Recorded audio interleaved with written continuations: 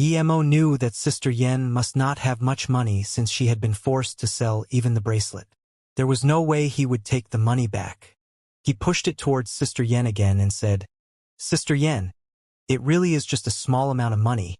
Maybe a couple of thousand." Emo suddenly felt something didn't seem right. With the bracelet being that important to Sister Yen, how could she have sold it? Shi Kaijian couldn't have lied to him, so it must be that Lu Shan who tricked Shi Kaijian. "Okay, I'll take it." Sister Yen smiled and took the card. She thought that if it was only a few $1,000s, it was fine to take it. Looking at her leave, Emo regretted he couldn't stop her. But she had her own things to do. Sister Yen. Emo couldn't help but call out her name once more. Although it had been only a short time, Sister Yen had given him warmth. The love she felt for him was from the depth of her heart. There was no faking it at all. Emo was sure that even if he were a beggar on the streets, even if he were unimaginably dirty, as long as Sister Yen knew it was him, she would hug him without hesitation. Sister Yen turned back and smiled at Emo. But with his spirit sense he could clearly see the tears in her eyes. "Sister Yen, I live at Luoyu City now. If you want to find me, just go there." Emo didn't know if she would, but he wanted her to. She had said that whatever he wanted to know was already in his hands. Emo subconsciously looked at the two books. One was a thick diary, yellow due to the passage of time, and the other was an ancient martial arts cultivation method. Recognizing the cultivation method, Emo knew why he had felt familiar when he saw Xianxia. This cultivation method was called the Yi family Qigong. He had seen Yi Zifeng cultivate the same manual as Xianxia, so the two's actions looked similar. Emo shook his head and put the book away. He really wasn't interested in that. Sister Yen probably knew that without some power, one couldn't achieve much in this place, so she passed the method on to Xianxia. Emo picked up the aged diary again, and as he wanted to open it, a young Chinese man in his 20s ran in. He looked at Emo standing at the door and was dazed, but he soon reacted. "Who are you?" "I'm Xi's friend," Emo said. "Oh, then quickly go see Xi and Xianxia. Something happened to them at the boxing ring, and I came to tell their auntie." Before he finished his sentence, he noticed that the youth at the door had already disappeared. He rubbed his eyes. Did I see wrong? How could he let something happen to Xianxia and Xi? He had just promised Sister Yen to look after the two. So Emo immediately went to the underground area. It was the afternoon already, and the boxing ring was full of people. Emo's spirit sense quickly scanned the ring. Annie and Xi's hair was messy, and Annie's eyes were blue as though she had been punched by someone. Xi's eyes were red, and she was holding on to Xianxia. Xia's mouth was bleeding, and the bones in his chest were broken. Emo could tell that he was near death, and even if he was sent to the hospital right away, he would be paralyzed for life. But since he was already like that, why weren't they sending him to the hospital? Emo was confused, but then Xi's words made him realize the situation. "Please, I beg you, let my brother go to the hospital." Xi's voice was coarse. She had repeated those words countless times. Two black-clothed men were standing in their way. "I already agreed, so let my brother go to the hospital," Xi said. But the two men didn't have any intention of moving aside. A woman with a cigar in her mouth walked over and coldly looked at the three on the floor before slowly saying, "You may have agreed, but your auntie hasn't yet. She has to agree too." At that moment, Emo walked over and put a Lotus Life pill in Xi's mouth. "Mr. Emo, it's you? How did you manage to come back?" "Oh my, this is great." As Annie saw Emo again, she seemingly forgot that she had been hit in the eye and rejoiced. But soon, she remembered the predicament they were in, and her face turned bitter. "What happened, Annie?" Emo just asked that when the two black-clothed men started coming over to pull Emo away. But Emo didn't even turn around and simply sent out a kick. The two men were kicked away by more than 10 meters, and as though it had been previously arranged for, their legs heavily smashed into the corner of the wall at the same time. With a few cracking sounds, the two fell unconscious. The woman had wanted to say something, but seeing Emo attack so ferociously without saying anything, she quickly retreated in fear. If this woman had come over, Yimo wouldn't mind kicking her as well, but she had hurriedly left. Yimo's actions immediately dispersed the onlooking crowd. Almost everyone understood this Chinese young man wasn't easy to mess with. As soon as he attacked, he had paralyzed 2 people. It was best not to mess with such a person. Annie looked at Yimo in shock. She didn't expect the random Chinese man she had guided a bit to be this strong. He was almost a godlike being. She soon reacted and jumped up, hugging Yimo's arm. "Oh, Mr. Yi, you're amazing." Yimo was speechless. Her boyfriend was still lying right there on the side. Right? Xianxia also almost forgot about her brother too as she looked at Yimo in a daze. But she soon remembered that her brother needs to be sent to the hospital immediately. "Your brother is fine. Don't touch him and let him lay still for a while," Yimo said. "Ha!" Xianxia knew how badly injured her brother was, and she couldn't just believe Yimo when he said Xianxia would be fine, but she soon stopped her doubt. Xianxia was already opening his eyes, and the blood stopped flowing from his head. A scab was even already forming. Xianxia couldn't believe her eyes. "I'm fine," Xianxia said, seeing his sister's worried face. "Jia, you're fine now." Annie realized that she still had a boyfriend and quickly went to help him. "Hey you might be strong, but if you think you can do whatever you want just because you have some power, you're wrong. This place is easy to enter, but not so easy to leave." A skinny man walked in and said coldly, "Brother Do." As soon as the man appeared, almost everyone greeted him. Yimo shook his head. A yellow-level primary stage guy dared be cocky in front of him? "Who said I'm leaving? I'm not finished here yet. How could I leave?" Yimo smiled coldly and walked in front of this Brother Do. Suddenly, he reached his hand and grabbed Brother Do's neck as he flung him up. Brother Do's face bursted red. He didn't think the day something like this happened to him would come. He couldn't resist at all. Everyone around them was shocked. Yimo kicking away those 2 men wasn't much, but holding Brother Do by the neck was absurd. Who was Brother Do? The #1 master in Mexica. Even Edward feared him a little bit, yet in front of this young man, he was worse off than a chicken. The boisterous boxing ring fell silent. Yimo waved his hand and threw Brother Do out. "Don't worry, it'll be a good while before I leave." Brother Do had been thrown into a garbage can, so he looked at Yimo in shock. He knew that, although his power was the greatest in town, in the eyes of real ancient martial artists he was the weakest of them. Yet, the young man had easily grabbed his neck and he hadn't even been able to move. He knew that the young man was at least at black level or above. The master who had taught him ancient martial arts said that black-level martial artists were usually in the hidden sects and they didn't come out, so it was unlikely to meet them. But if he did, then he must not offend them, because in their eyes other people's lives were worthless, like insects. They could kill him at any time. Brother Do, who had been acting cocky before, started to have cold sweat. He knew that he had been at death's door. If the young man wanted to kill him, he would have been long dead. Those who had wanted to suck up to Brother Do stopped in their tracks and retreated. Even the fighters on the stage stopped. Those who had come there all knew about Brother Do. He was called Do Yuezhu. Since the moment he started coming there 5 years ago, he has beaten every single fighter there. No one was a match for him. Hence, the boxing ring's boss Jim hired him as the #1 fighter for the ring. He even had his share in it. Do Yuezhu struggled out of the rubbish bin. He didn't even bother wiping the trash off his body and just quickly walked to Yimo. The woman with a cigar in her mouth ran to Do Yuezhu and said quickly, "Brother Do, I'll go get some more men. This kid is too cockdash. Piss off." Before she had finished, Do Yuezhu slapped her in the face. She spinned on the spot before falling down. Although Do Yuezhu had pain all over his body, he knew that the young man hadn't hit him with a lethal blow or he wouldn't be able to stand now. Qianbei Wanbei Do Yuezhu was too blind to see Mount Tai. "I deserve to die for offending you." Other than a few smart people, everyone thought Do Yuezhu had gone up to Yimo to fight him again, so what he said shocked them all. Everyone could tell that Brother Do was scared. Even Brother Do fears him. Who is this young Chinese man? Is he here to open a new ring so he came to ruin this one? Someone said carefully, "Are you an idiot? Can't you see he's here for that young man on the ground?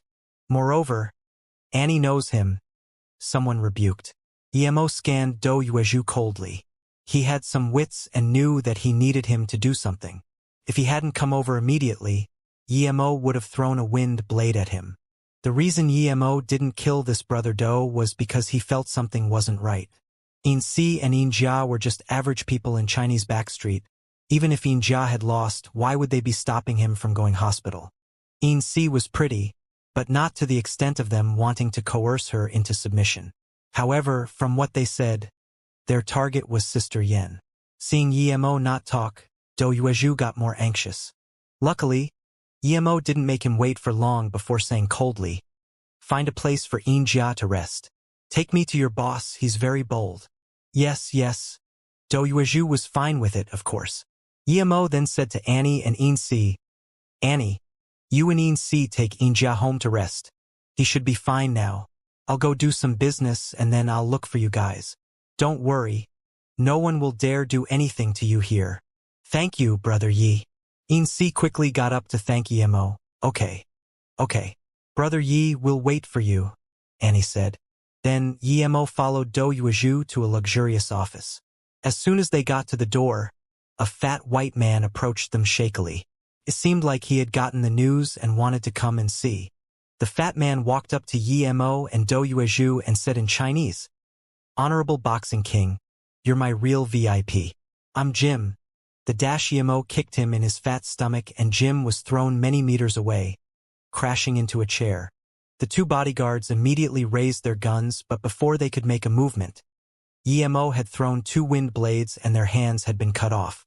No, stop. Jim kept waving his hand. He wasn't as ignorant as other people. Dou Yuezhu cultivated ancient martial arts and had told him some things. Although he found it hard to believe, he knew that in China there was a small group of people who were really strong and disregarded the law. The two bodyguards were laying on the floor. Dou Yuezhu was sweating even more. He hadn't clearly seen Emo use any projectiles nor hack the two bodyguards' arms off. But he didn't dare to believe his conjecture, because he had never seen anyone who was able to use his chi to slice someone's arm off from that far. Emo walked up to Jim and kicked him far away again. Emo then walked up to Dou Yuezhu and said, "Dou Yuezhu, I didn't kill you. I know you're a smart man. I won't say it again. Tell me why you have a problem with Yin Jia. Even when Yin Si agreed to your request, why didn't you let them go? Remember, one more lie and I will kill you." Yes, I understand," Dou Yuezhu said. "It's because Ross of the hotel restaurant said he wanted Yin Jia's life and then make Yin Si and her auntie find him. I don't know why specifically. Jim took the job and I was just there to guard the ring. It has nothing to do with me." Dou Yuezhu wanted to keep calm, but the thought of Emo's invisible projectile haunted him. Emo looked coldly at Jim, but before he said anything, Jim started crying. "Qianbei, this has nothing to do with me." Jim wanted to find an excuse, but he couldn't. Emo kicked him on the head and said coldly, "Call that Ross and the person who beat Yin Jia over immediately." Yes. Jim couldn't utter anything else. Emo frowned. At the restaurant, he had already seen Edward and Ross set them up. Although Emo didn't know why Ross had a grudge against the Yin siblings, that woman had said Sister Yen must come. Were they targeting Sister Yen? So why not just abduct her? Emo was sure they could do that in this town. Emo didn't have to wait long before some Chinese man and Lu Luosi arrived. Dou Yuezhu closed the door as he saw the intense killing intent in Emo's eyes. He knew what Emo was thinking, and the only way to save his life now was to please Emo. Emo looked at the Chinese man and asked coldly, "You're the one who beat Yin Jia? Who are you?" "Brother Dou, what's this?" The man saw Jim sitting on the ground and Dou Yuezhu being so reverent towards the unknown young man and frowned. But Dou Yuezhu didn't even look at him, so the man felt something was up and thus replied to Emo. "That's right. I beat Yin Jia." Mr. Edward ordered dish. Emo didn't even bother listening to the rest of his explanation and said to Dou Yuezhu, "Kill him." Dou Yuezhu hadn't expected Emo to make him kill the man, but nonetheless, he walked up to the man and sent out a punch. The man didn't expect at all that Dou Yuezhu would suddenly kill him. Even if he had, he was no match for Dou Yuezhu anyway. He could only stare in shock as Dou Yuezhu's punch landed on his heart. He felt like his heart had been smashed by a hammer and exploded. He looked at Dou Yuezhu while he fell down, as he didn't die right away, and said, "You dare kill me? I'm one of Edward's men, you Dou Yuezhu was expressionless. He had to save his own life now. Even if he had to kill Edward himself, he wouldn't hesitate for a bit. Ross had understood that the situation wasn't good as soon as he came in. Looking at Emo, who sat at the top, his heart skipped beats left and right. Hadn't Emo been taken away by Edward? Why was he here? Dou Yuezhu, you dare kill my nephew? He's Edward's underling, you. Ross was very angry. The reason why he had goyed relations with Edward was because his nephew was such a capable fighter and helped Edward with a lot of his business. Ross was furious, yet what he saw was Dou Yuezhu looking down as though he hadn't heard his words. Ross's voice died down. He finally understood the gravity of the predicament was in. As long as this young Chinese man ordered it, Dou Yuezhu would be killing him next. "How can you be here? Mr. Edward, how could he?" Ross suddenly shivered. He felt cold. He felt like he was missing something important. There was an intense feeling of uneasiness in his heart. "Edward? I killed him, of course." Emo's words paralyzed Ross. That was probably true. Otherwise, how could he have escaped Edward? If he could kill even Edward, then what about him? Ross started sweating heavily. Dou Yuezhu didn't dare say a thing. He didn't expect this young man to have even killed Edward. This god of slaughter made him extremely scared. If the young man was planning on killing everyone before he left, how could he survive? "Tell me, why do you have a problem with Xianxia and Xianxia? This is your only chance to explain." Emo's cold voice sounded. I'll say it, so please have mercy on me, Qianbei. All my money is yours too." Ross knew his life was no longer in his own control. "You talk too much garbage." Dou Yuezhu cut off one of his legs. As soon as Emo spoke, Dou Yuezhu pulled out a dagger and sliced off one of Ross's leg. Then Dou Yuezhu helped Ross stop the bleeding and seal the wound. Emo nodded. This Dou Yuezhu did things well. He knew that Emo still had to question Ross and didn't let him faint. Ross was extremely fraught. He knew it was best not to talk conditions with the young man in front of him. "Are you still going to talk crap?" Emo's cold voice sounded again. I'll talk. My original name is Luluasi, and I used to love in Chinese backstreet in the past. Get to the point." Emo slammed the tea table. Yes. Luluasi shivered and quickly said, "One day, I asked Xianxia to help me with something. I came to her house and found that both Xianxia and Xianxia weren't there. But I saw Xianxia's auntie as she washed off the makeup on her face, and I saw that she was a rare beauty. I was sure that I'd never seen a woman as pretty as her before. For the first time, I fell in love with a woman. But then, I found out that she rarely came out, afraid of people recognizing her. I didn't dare startle her in any way, but ever since that day, I couldn't calm down either." Luluasi seemed to have forgotten about his predicament and continued.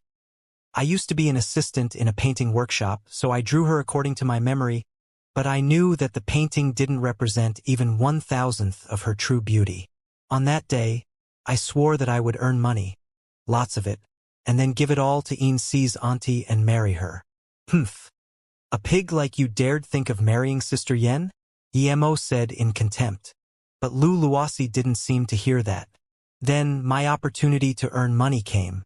The brother of Annie's dad came from Hong Kong to this town, wanting to find Annie's father, and he asked me for help. I saw him take out large sums of money. So me and my nephew abducted him, interrogated him about his bank account, and killed him." Luluasi's voice had turned dark, resembling a demon from hell. But he still continued unknowingly. "With that, I had gathered my first 2 million and wanted to start the restaurant hotel. That's when I found out that money alone wasn't enough to survive in this town. At first, I couldn't even open my hotel for a single day, so I had to join Edward, and my nephew became his hitman. But Edward leeched on me too much.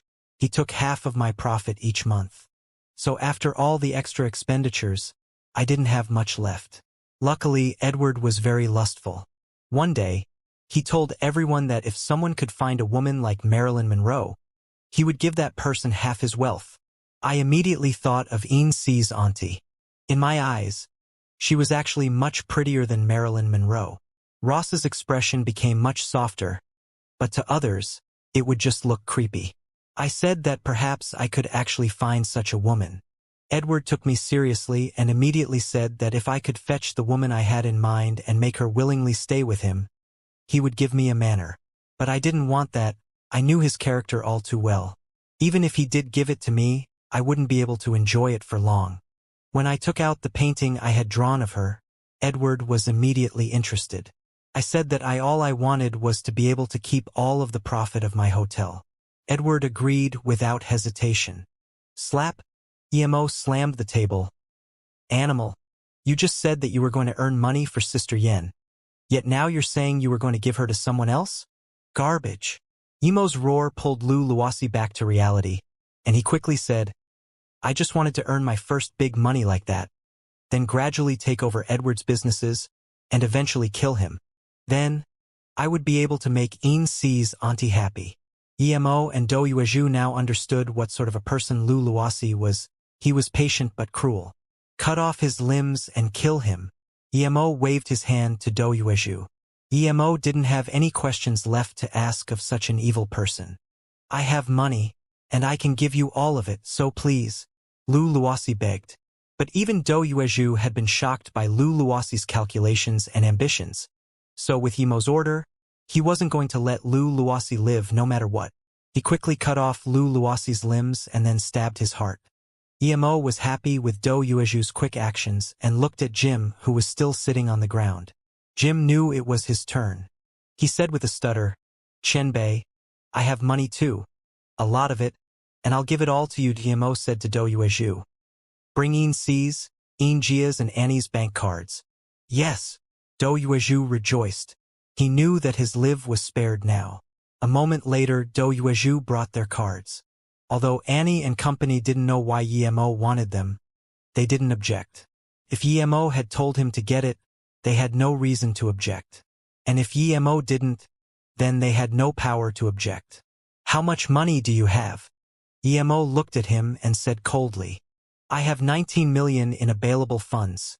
Jim couldn't care less about his money now. He just wanted to live. Emo dumped 3 cards in front of him and said coldly, Transfer 6 million to each as fast as you can. 1 cent less and you die. You can keep the remaining million for your retirement. Jim rejoiced, not about the million but about the word, retirement. That meant that he wasn't going to be killed. He still had a lot of assets anyway. Jim did as told as fast as he could. Emo oversaw the wild procès, and it all went perfectly.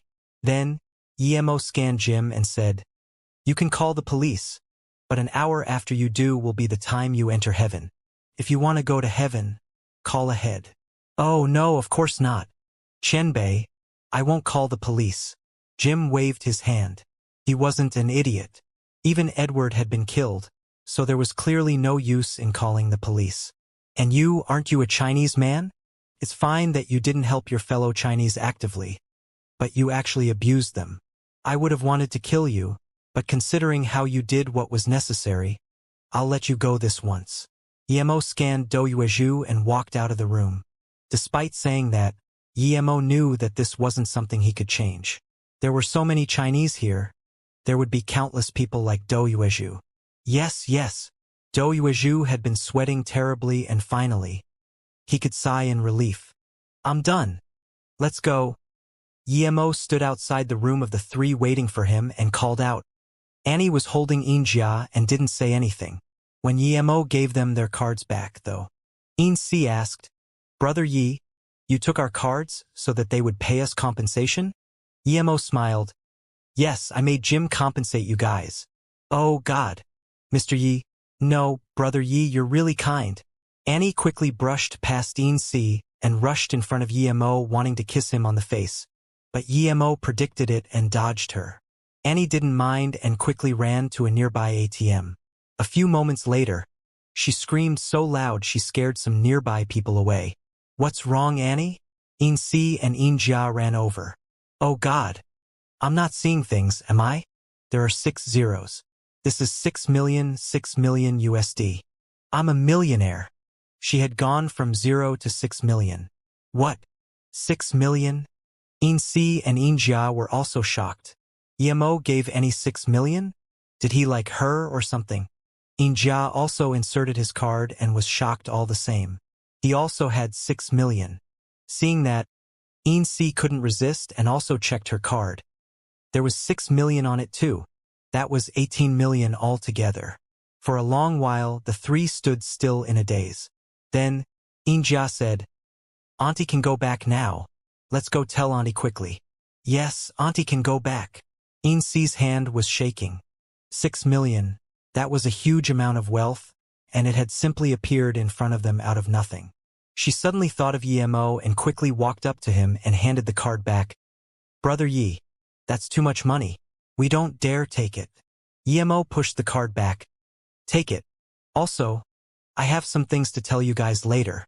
Although they properly accepted the cards afterwards, they still couldn't control their excitement. They went back to their house with Emo. "Where's Auntie?" Xianxia was the first to notice that her auntie wasn't there. She rarely went out. How come she had gone out that day without telling them? "Do you know that your auntie is different from ordinary people?" Emo asked Xianxia and Xianxia. Xianxia shook his head obliviously, but Xianxia looked down, not saying anything. Emo could tell that Xianxia knew that Sister Yen had been hiding her real looks, but apparently she hadn't told anyone. Since she knew, Emo didn't ask further and said, "Your auntie and I are dash." Emo thought for a long time but didn't know what to say. He could only say, "You just need to know that she's my family. Having finally found her, I already cured her. She had business to take care of, though, so she left. However, before she left, she told me to look after you guys. If you're willing to come with me, leave with me today." Auntie left. Xianxia and Xianxia asked at the same time. Emo nodded but didn't explain. Now it was up to Xianxia and Xianxia to decide. Even if they didn't go with him, they could live comfortably with 6 million, but Chinese Backstreet really wasn't a place for staying long. Xianxia was sure that Emo wasn't lying to them. If he had something to lie about, he wouldn't have had to give each of them $6 million. Xianxia and Annie could only look at Xianxia now. Although she was only a few years older, she was the best person to make the decision. "Brother Yi, we know very little of the world. Ever since I was 10, Jia and I have been living with Auntie. Auntie even gave us our names. Without her, we wouldn't be alive. Since Auntie told us to go with you, we'll go with you." Xianxia didn't know what to do either, but she knew that they couldn't stay there. Emo thought of that diary Sister Yen had given him. He didn't have time to look at it before. He opened it now and found a letter for Xianxia and Xianxia inside. Emo breathed out in content. With that, they should firmly believe him. Xianxia took the letter and looked at it. She nodded. Emo wasn't lying to them. Her auntie had left that letter for them, and in it, she told them to go with Emo. Annie looked at Xianxia and Xianxia. What would she do after they left? "Where are you guys going?" Annie asked worriedly. Xianxia and Xianxia looked expectantly at Emo. They didn't know where they would be going either. "We are going to Luoyu City," Emo said. "What? Luoyu City?" The three screamed at the same time. "Annie, what are you planning on doing?" Emo looked at Annie. He didn't know whether she'd be willing to go with them. "Annie, come with us? You can't stay here anymore," Xianxia quickly said. Annie looked conflicted. "But my dad." After Xianxia explained it, Emo understood that Annie's dad was an alcoholic and had drunken the family into bankruptcy. Emo shook his head and said, "Go explain the situation to her dad. If he wants to come along, then we can leave immediately, and if not, then never mind. I'll wait for you here." After the three went out, Emo went into Sister Yan's room. It was a very simple room with just a bed and a mirror. Emo sighed in front of the mirror, wondering how many times Sister Yen had done the same over the years. Now, she could finally do some of the things she had to do. Emo didn't stop her because everyone had their own trouble to take care of. Sister Yen hadn't had freedom before, but she did now. The sky blue quilt on the bed was old but washed clean, and you could even smell a faint aroma come from it in the small dark room. Emo shook his head and stored the mirror and bed into his ring. Sister Yen had used these things so he would keep them. Suddenly, Emo noticed a paper slip fall from under the quilt, and he picked it up. It had some words on it. Beauty ages easily, while yearning is slow to fade away. Emo was dazed. Who had Sister Yen been yearning for? Did someone as pretty as her even need to yearn for someone? While Emo was being dazed, Xianxia and Annie's voice sounded outside. Emo's spirit sense scanned them, and there was an old man behind Annie. Emo could tell that that was Annie's dad. Since they had come wearing backpacks, that meant they were willing to leave. Emo took a closer look at Annie's father. Due to the long-term drinking, he looked shabby and even a bit dull. Emo sighed and didn't tell him that the person who had come looking for him had already been killed. The Yin siblings didn't have a lot of possessions and packed up really quickly too. They hurriedly bid their neighbors farewell and gave their neighbors all the things they didn't need before leaving with Emo. Emo took them to Xianxia and told him to send the group to Flowing Snake. Xianxia and Xianxia hadn't expected they would ever be able to go back to China. Even Annie's father said, "I can finally go back."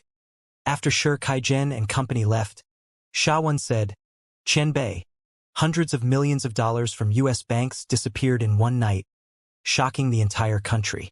"I heard that." "Heard what?" Emo looked at Xiaowen. He could tell Xiaowen was worried about him. He probably suspected that he was the perpetrator.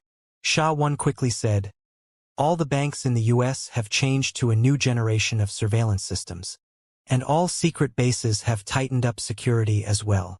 Change in surveillance systems? Emo frowned. Would they be able to see through his invisibility? Other than that, is there any other news? Emo thought of the few thousand tons of gold. Surely they'd discovered that by now. Unexpectedly, Xiaowen shook his head. No.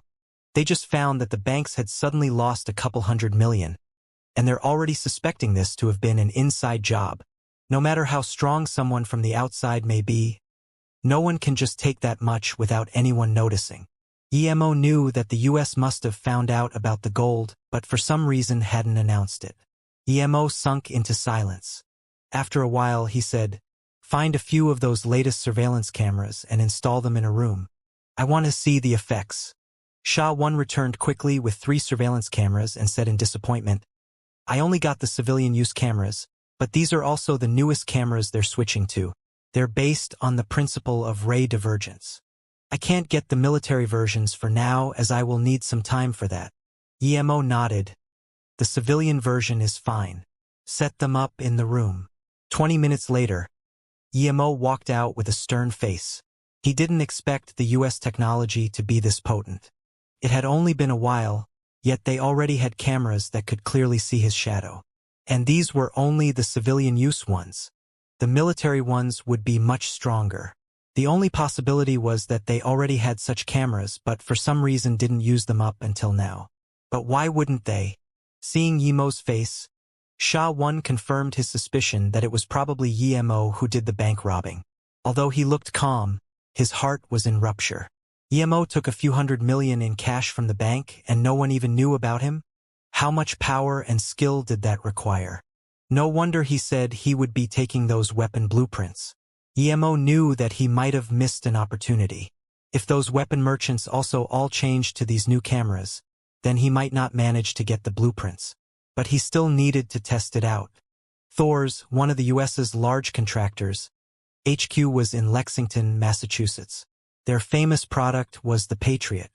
And the U.S. Mobility Corporation's HQ was in Virginia. It was said to be the place where the Virginian nuclear sub had been created. It was also the home of Northrop Grumman, the creator of the B-2 bomber, one of which was said to be worth $2.1 billion, and of Lockheed Martin, creator of the F-22 and F-35 stealth bomber, etc. What a pity, Emo sighed. It had only been 2 days and the U.S. had reacted this quickly? Is there any other news? Emo felt that he had only been hearing bad news today. Xiaowen knew what Emo wanted to know and said, according to some websites, the new camera uses some special ray convergence and divergence to capture things the eye can't see. The reason why the US was hiding this technology was because they were the first to invent it and didn't want to expose it too early. But now, the radar and surveillance system of the military will all use that latest technology. Applying the technology to the radar system can allow it to detect any intruders at first glance. So that was it. Emo immediately understood that if he went where he had planned on going now, it would be full of traps. Even if they wouldn't be able to capture him, they would be able to capture an image of him. Emo truly wasn't scared of the traps, but he couldn't expose himself now. If he did, then the US might go all out on Luoyu. It seemed he could only go back for now and cultivate and wait for the technological development of Luoyu. But Emo had to at least go check things out to see whether they had really changed their radar system to the latest one. If they did, and he had never found out, that wouldn't have been good. Only when his power was at a certain level could he do what he wanted and crush them under his feet. To Emo, that time didn't seem too distant, though. Back when Emo annihilated Jason and the Grey Alliance, the ones who benefited the most weren't the Tang Gang, Hong Marshall Gang, or Mountain Gang. It was the native original San Francisco Gang. They took over almost all of Jason's wealth, including his private mansions. And even Emo had been amazed at how luxurious it was. Tonight was the second night that Emo came there. He had come for the San Francisco Gang and had only brought Sha-Wan along this time. When Emo and Sha-Wan came to the meeting room from before, they found that almost all of the San Francisco Gang was there. There were more than 100 people, and when Emo and Sha-Wan came in, they instantaneously surrounded the two. Haha! Our leader Smith already knew gang leader Sha would be coming, so he has been waiting. A white man was sitting at the top. He was probably the leader of the San Francisco Gang. But the man speaking was a Chinese man wearing glasses who stood next to him. A tall foreigner was also sitting beside the big boss. Emo scanned with his spirit sense and found that the guy had guns all over him. Emo couldn't help but shake his head. This guy was undoubtedly the Gun King, Dick. You have a traitor among your men. Emo looked at Sha-Wan and said. Sha-Wan's face was quite bad. He didn't expect a traitor would be able to pass on news of him so quickly. They'd already gathered everyone to wait for him. I'm sorry, Yichinbei, Sha-Wan said guiltily.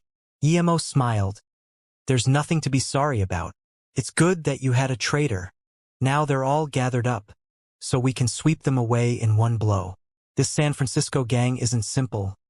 They already knew where Shi Kaijian was but actually didn't do anything. They probably wanted to wait for me to appear. The big boss said something and then the glasses guy said, Our boss Smith says, You killed Jason, so now give us the money you got from him and we can let you live. If you refuse. The man scanned the area below, and those 100 people all took out their guns. So this was about that mere 50 million? Emo sneered. The San Francisco Gang has killed a lot of Chinese. It's time for you to pay. Then, Emo jumped up as wind blades flew out from his hands. The air around them seemed to condense before then slicing out. Being at stage 5 meant that Emo could use 60 simple wind blades consecutively. He didn't need to worry about the quality of the wind blades he used to kill ordinary people. Emo hadn't come to get revenge for the Tang Gang but for Shi Kaijian. Shi Kaijian hadn't died though, so he was in truth just using that as an excuse. Blood splurged out like a fountain. Time seemed to have paused and the air condensed. No one could react. Even though Sha-Wan was at the earth level, he too was stunned at this harvest-like slaughter. 100 people in a mere moment's time had all been slaughtered clean by Emo, and they all died the same way. It was as though they had been measured by a ruler and then cut in the same place. Looks like I'm getting more and more used to mass slaughter. Emo's voice sounded casual, but Smith and the glasses man shivered. Demon. This person was a demon. They finally understood how the Grey Alliance, even with that much power, had disappeared in one night. If they had known this demon Emo was this powerful, there was no way they would have dared bother him. Bang bang 12 gunshots sounded, but Emo just made a grabbing motion in front of him, and 12 bullets appeared in his hand. He dropped them on the ground as they made clinking sounds. Dick had a pistol in each hand, but for the first time ever, he forgot to reload his gun. He simply stared dumbly at the bullets on the ground. He heard that some Chinese people would be capable of catching his bullets, and even Johnson could block his weaker bullets, but he had never thought someone would be able to catch all the bullets of his newest gun. Sha-Wan, I'll leave him to you, Emo said. Yes, Qianbei. Sha-Wan jumped from his spot and charged at Dick like a gorilla. Dick reacted by reloading and firing rapidly. As fast as Sha-Wan was, Dick still reloaded his gun 6 times and shot out nearly 100 bullets. Even a black-level fighter wouldn't be able to survive in the face of that many bullets coming at them from so many angels. But his power was still far inferior to that of Sha-Wan. Sha-Wan was at the Earth level while he was just a yellow-level gun master. Chinese ancient martial artists rarely used firearms, since they were useless against real masters. With the exception of those extremely high-tech weapons, of course. As Dick reloaded yet another powerful pistol, Sha-Wan grabbed his neck and dragged him up. Dick was choking, and his pistol slunk to the ground. Emo walked up to him and sneered. You dared try to get revenge for Jason in your pitiful state? To be honest, you're far weaker than that 3 breaths flying Dagger Johnson. Dick growled, but Emo had no interest in what he had to say. Sha-Wan crushed Dick's neck and threw him onto the floor like a dead dog. Emo then looked at Smith and the glasses man and shook his head. Sha-Wan, kill these two too. Don't, please. I can tell you who the traitor is. The glasses man actually wet his pants. But Emo had no intention of letting him go. If Sha-Wan couldn't even track down a traitor among his underlings, then he would never have been able to make it out from Rin Sha. Sha-Wan killed the two without hesitation. This mansion is really attractive, though. Emo looked at the mansion and sighed. Seeing Emo burn the bodies away with fireballs, Sha-Wan felt cold on his back. Emo was still stronger than he had estimated. After a while, Emo and Sha-Wan left the luxurious mansion behind them in a veil of fire. That night, another big gang in San Francisco was annihilated, the San Francisco Gang. Perhaps the U.S. government would claim that it was their work again. 2 days later, Emo got a new identity and boarded a plane from San Francisco to Hong Kong. The clouds outside drove him into contemplation. He took out an old diary and caressed it before placing it in front of him. Emo slowly flipped open to the first page. At the same time, an ordinary-looking woman walked the streets of Chinatown. She was carrying an old bag and looked lonely on those roads. She sighed after walking for a long time. I'm going back. I once stayed here for quite some years, though, so perhaps I should bring something back. Then, she took out her wallet. There was only money for the plane ticket in there, perhaps not even enough. She carefully took out the card Emo gave her and smiled before saying to herself, I'll use your money now, but I'll get your wife a good present in the future. She walked to an ATM. This has 5.000 US dash. She smiled, but her smile froze soon. The screen was showing 50 million US dollars and not 5.000. Suddenly, she felt her nose get sour. She didn't withdraw any money and just pulled the card out, murmuring, You're very dumb. What will you do giving all your money to me? You're dumb. Just like him. The diary's first page had the picture of a young girl. Emo could tell that that was the young Sister Yen. Emo felt that even now, there wasn't much of a difference between the two. On the right side, there were the words, In Qingyan's diary. In Qingyan? Was that Sister Yan's name? Emo suddenly remembered how she had said that his mother was In Qingcheng. Was she his auntie then? Emo frowned. If she was, then wasn't the way she had acted with him a bit over the line? Although it was fine in Luo Yu continent for aunt and niece to marry the same person, this was Earth. Emo soon shook his head. Perhaps she was missing his mother. Emo banged his head. He was thinking too much about it.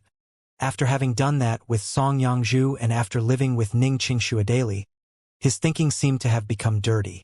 Emo shook his head and flipped to the next page. The words were much more obscure and crooked. Emo suspected a little kid must have written it, and there wasn't much content. 1980, the 8th of April, a sunny day. Today we were at the Mao Ci1 marketplace. My dad and sister brought me along, and I used the money Dad gave me to buy a diary. I really like this book. I'm 6 now, and I finally have my own diary. Afterwards, there were some trivial things like the things she did with her sister. From her words, it would seem that her sister protected her a lot. 1981, the 25th of January, a snowy day. A big brother came to our family. He's a few years older than sister. AMD, he became our martial brother. We call him Yi Kai. 1982, the 16th of February, a sunny day. Dad always liked to make us practice martial arts every day. But I didn't like it.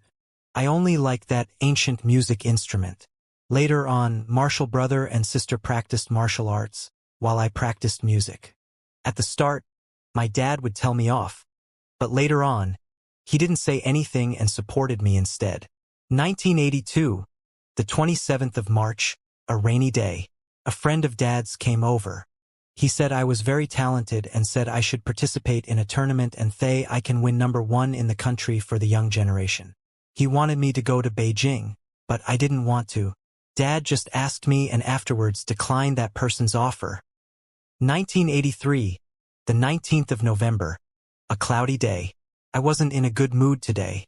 I have the feeling that the music I play isn't good at all.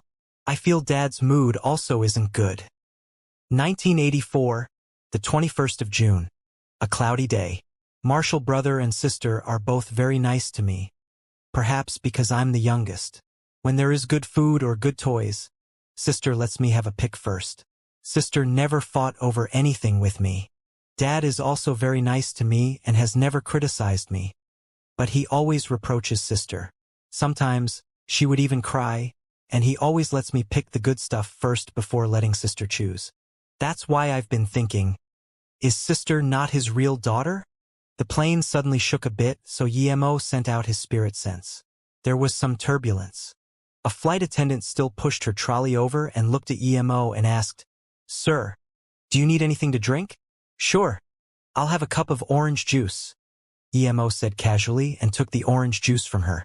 Then, as he subconsciously glanced at this flight attendant, he smiled intriguingly. He noticed that there was a pistol under the trolley. The flight attendant saw Yemo smile and blushed. She was very pretty, and she knew that those who could fly between Hong Kong and San Francisco were usually rich people. The young man who smiled at her was quite good-looking, and the main thing about him was that he had a certain special temperament. At that moment, she even forgot to keep going. Yemo patted her trolley and quickly grabbed the pistol under the trolley, and he destroyed the internal structure while leaving a spirit sense mark on it before putting it back. He originally thought the pistol belonged to the flight attendant, but apparently it was not.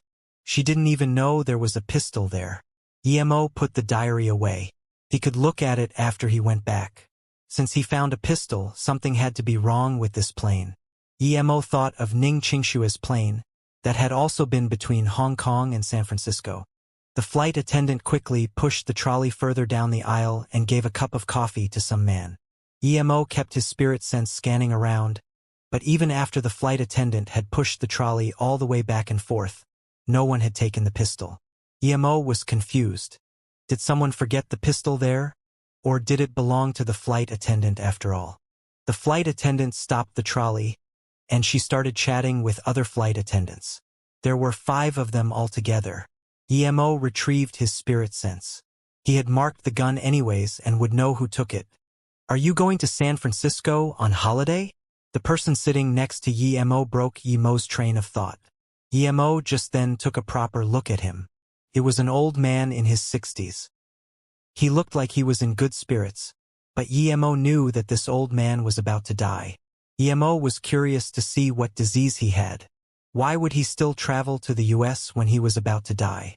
The old man's condition was very strange. Although Yemo didn't use his chi to check the old man's body, his spirit sense was usually enough to see what the disease was. But this time it wasn't. If it wasn't for him being able to sense the death chi circulating around the old man, he wouldn't even have known that the old man was sick. Yemo smiled and replied, "You could say that. I went to find someone, and then I went around here and there." He wasn't interested in talking to this old man. He just felt the old man's condition was strange, but it didn't matter to him that much. "Young man, you seem quite strong. You're probably from an ancient martial arts family, right? About that gun, I'm sure that it doesn't belong to you, but you know that since someone put a gun there, it means that he has other plans. The passengers are innocent, so why did you put the pistol back?" The old man's words shocked Emo. Emo immediately focused and properly scanned the old man with his spirit sense. He really didn't have any power chi inside of him. How could someone like that see through Emo's actions? Even though he didn't intentionally try to mask his movements with magic, he was sure that even most black levels wouldn't be able to see his actions. Yet the only thing the old man didn't see was that he had damaged the gun. You're very strong too. You could tell that I touched the pistol, so you're probably not going to San Francisco on holiday, right? Emo's voice went cold. He even suspected that the old man had spirit sense, and that he might be a cultivator as well, one far stronger than him at that. When it came to ancient martial artists, even if they reached a state Emo didn't know about, he would still be able to know how strong they were, because they couldn't hide their chi waves from his spirit sense. But it was different for spirit chi cultivators. If their power far surpassed his, he wouldn't be able to tell there was anything abnormal about them. Haha, don't worry. I'm just a useless person who can read a bit if feng shui, the old man explained. There was no way. Emo was still doubtful, but he didn't question the old man.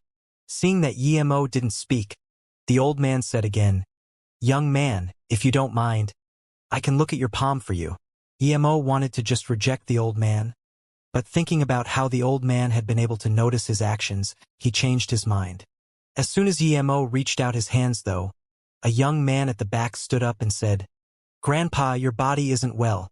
You shouldn't do that." Emo didn't turn back, but he did scan the young man. He was only in his 20s but also had death chi surrounding him, even though it was much fainter. The old man waved his hand. "Shao Ku, don't worry, I know." The old man looked at Emo and explained, "My health isn't too well, so Shao Ku brought me to San Francisco to look for medical treatment while visiting old friends just like you. But it's all right, give me your hand." Emo realized that the old man also knew he was sick. But Emo couldn't even see anything other than the death chi surrounding the old man. So how did he know that he was sick? The old man was shocked. Emo immediately asked, "Is there something wrong?" The old man contemplated for a long time before saying with a frown, "Young friend, your palm is very strange. I can't see your past or future. Hold on, your fate seems to have been changed?" "No, it has been changed for sure, yes speaking up, till that point." The old man closed his eyes for a while before saying, powerful being, if I'm not wrong, 2 years ago, your fate was changed. Your destined death was changed to something that even I can't tell." The old man put Emo's hand down and saluted with his fist. "Young friend, I've proven myself useless. I can't see your fate, but there's one thing I would like you to enlighten me on." Emo was trying to calm down from his shock. This old man was the first person to see through his fate having been changed. His fortune-telling art was too scary. He could actually see one's past and future. "Qianbei, ask whatever you like." Emo's tone also became respectful. This was a truly capable old man. "May I ask who the person who changed your fate is? I would love to meet this Qianbei." The old man's tone was very careful and serious. Emo didn't expect him to ask about this, so he could only say, "That person is a woman, and after she helped me change my fate, she left. I still haven't found her up until now, so I'm also looking for her." As the old man heard this, he looked disappointed. After a long while, he said despondently, "I, Meng Jiushan, am a frog at the bottom of a well. I thought myself to be at the pinnacle of fortune-telling. Yet now I came to realize again that there's always a taller mountain. Such power is not something I can see through." The two people in the row in front heard those words and turned around immediately. One of them was a middle-aged woman, and the other was a young girl. The woman looked worried but had a royal temperament to her. "Are you Master Meng Jiushan?" the woman suddenly said. Clearly, she couldn't contain her excitement. The old man came back to his senses and nodded. "That's right, I'm Meng Jiushan." He had always been very confident in his fortune-telling art but had been struck down today. "Master Meng, I didn't expect to be able to encounter you here. Master Meng, this is a bit disrespectful, but I want to ask you to look at my fortune," the middle-aged woman asked desperately. She knew it was luck amongst luck to be able to see Meng Jiushan. So even if it was disrespectful, she had to ask. Meng Jiushan said, Madam, since you know that I am Meng Jiushan, you should also know that I have an unpleasant rule. I can only tell fortune 3 times a day. Hence, I cannot see your fortune today. But you only did it once today, right? I can pay double the price. The woman was desperate. She knew that if today passed, she wouldn't have another opportunity like that ever again. Although her family was wealthy, Meng Jiushan wasn't someone who could be invited by wealth alone. As soon as the woman said this, Meng Jiushan's face sunk. It was as though he did fortune-telling for money. He didn't ask for money from Yemo at all, and Yemo didn't propose to give him money either. He was very happy with what Yemo did. Yet this woman spoke about money immediately. This made him unhappy. If he were to need money, where couldn't he earn it? Sensing Meng Jiushan's displeasure, the middle-aged woman realized her mistake and quickly apologized. Sorry, Master Meng. I didn't choose my words carefully. Please forgive me. Meng Jiushan waved his hand. Don't worry about it. But I really did fortune tell 3 times today, so maybe next time. Then he stopped talking. The young woman beside her suddenly said, Mom, these fortune tellers are just liars. Dad and I told you so many times, but you don't believe us. We'll go back and think of something else. Xiaoyin, don't say that. Master Meng is one of the 3 most famous masters in China. How can you say that? The woman reproached immediately. Yemo looked at the middle-aged woman and could tell that she was sick too. Her eyes seemed tired and her breathing uneasy. Yemo didn't look too carefully, though, because she was still a woman. Sir, I have some things I wish to ask Master Meng about. Can I switch seats with you for a bit? The woman asked. Yemo sighed.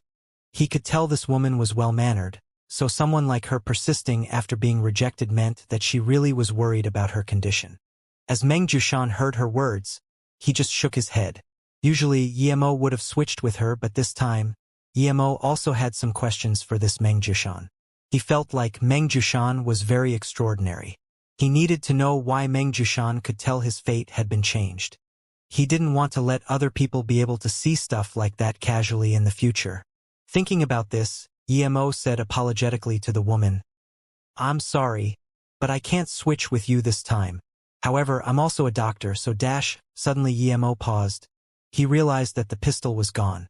Yemo sent his spirit sense out and soon found his spirit sense mark. Meng Jiushan looked at Yemo strangely and thought, this woman wants to swap seats with me because she wants me to look at her fortune. What has that got to do with you being a doctor? That wealthy lady looked at Yemo in shock, however, and thought about what that meant.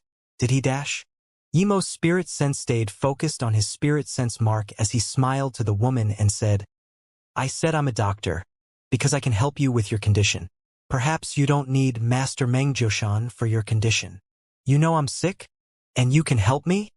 The woman looked at Yemo in shock. Yemo nodded. That's right, I can tell you're sick, and I especially treat those hard and rare diseases. I can cure what others can't. Although Yemo was telling the truth to others, it sounded very arrogant. A young man in his 20s dared say he can cure what others can't. Even Meng Jiushan felt like Yemo's words were a bluff. He knew that there were people stronger than him, but this young man was uttering truly big words. He liked humble young people as he was very humble himself. So as soon as Yemo said this, his opinion of Yemo lowered. Mom, I told you not to believe these people, yet you still don't listen. Sit down for now. That young woman dragged the wealthy lady back down on top of her seat. Then, the young woman looked coldly at Yemo and said, You can trick other people, but don't try to trick my mom. If you try one more time, I will call the police. Yemo felt his chin subconsciously and was speechless. He saw that the woman was really desperate, and so he decided to help him, but now he was thought of as a fraud. The woman continued, My mom has visited a lot of countries for her condition, and not a single hospital was able to give a foolproof method, yet you just looked at her and you say you can cure her. Do you think you're an immortal or something? You might look a bit handsome, but apparently you're someone who does such dirty deeds. Don't joke about other people's condition. Karma will strike you. She had gone with her mother for checkups to even the US, But what they found out was that it would be very hard for her to undergo surgery at that moment, so she had to come back to rest up first. Emo wasn't feeling too happy. He clearly had good intentions. It's fine if you don't believe me, but there was no need to say that much. If I say that one charm I draw can instantly cure a person who has been in a vegetable-like state for many years, would you believe me? If I say that your stomach will hurt for 2 hours after we arrive, will you believe me? Emo retorted. Emo's spirit sense and observation was very strong, and he could see everything clearly. The forehead between her eyebrows was a little faint due to being cold, and the tip of her tongue was also a bit white with a faint slab of green. Emo was sure that she had some light food poisoning and had stayed in the cold for too long, so she would have stomach pain for about 2 hours for sure. It wouldn't be anything grave, though.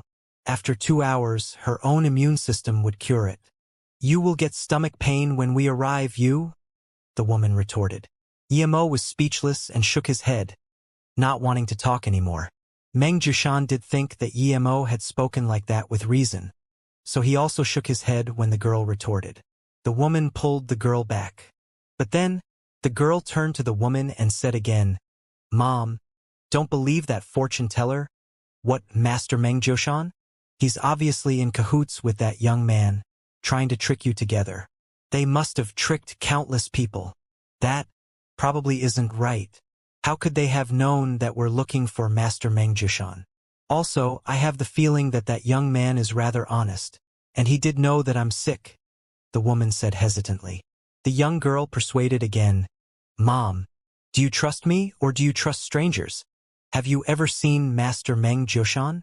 Even if that man is Meng Jushan, so what? How can we believe something like that? Besides, it's easy to tell that you're not well from your complexion. Even I can do that much, so others can too, right? Furthermore, liars like this excel at stuff like that. He's even saying that my stomach is going to hurt tonight. So why don't we wait and see whether it will hurt? Emo and Meng Jushan both heard this but didn't mind. Xiaoyin, don't talk about others like that, the middle-aged woman reproached her daughter. The young girl sneered, Mom, he even said that his charms can save vegetable-like people. Do you believe that too? The woman sighed and said no more. In her heart, she believed it because according to her, magical masters like that did exist. Meanwhile, ever since Emo said that he was a doctor and that he could cure what others could not, that he needed only one charm to save someone in a vegetable-like state, Meng Jushan didn't want to talk to him anymore.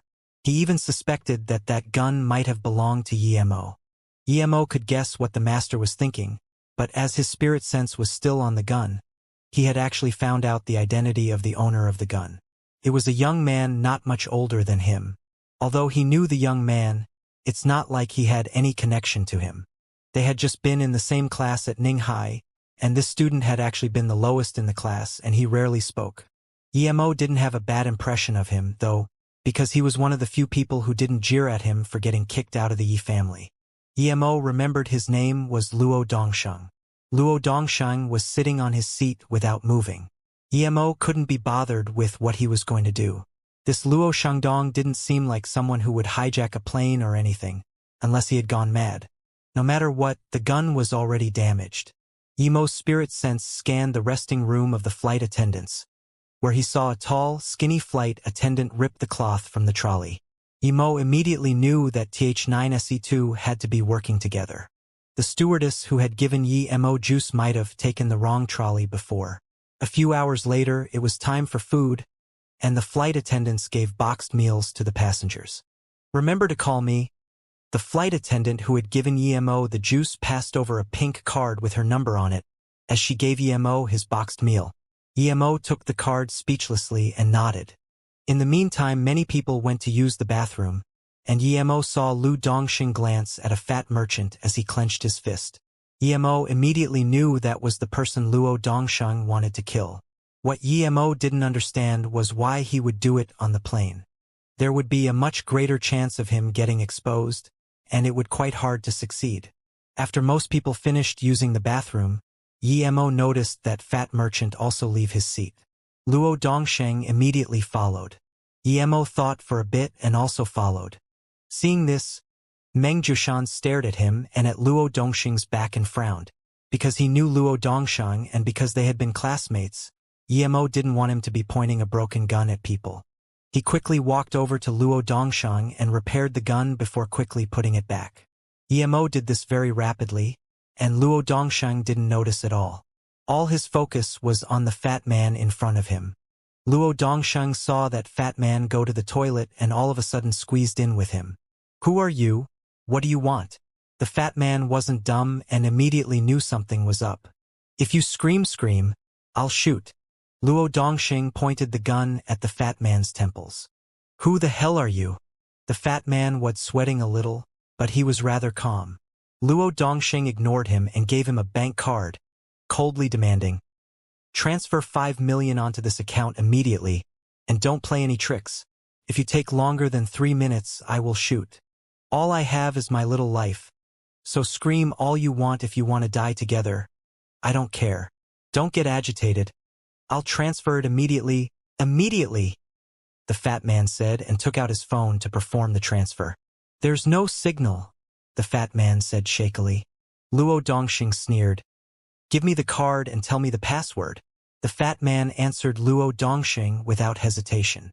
Emo felt like the man had given his stuff away too easily and suspected that the fat man had something up his sleeve. Probably if Luo Dongsheng went to withdraw money from that account, he would be exposed. Surely Luo Dongsheng wouldn't be that stupid, right? Emo sensed that Luo Dongsheng's hand was shaking. He shook his head.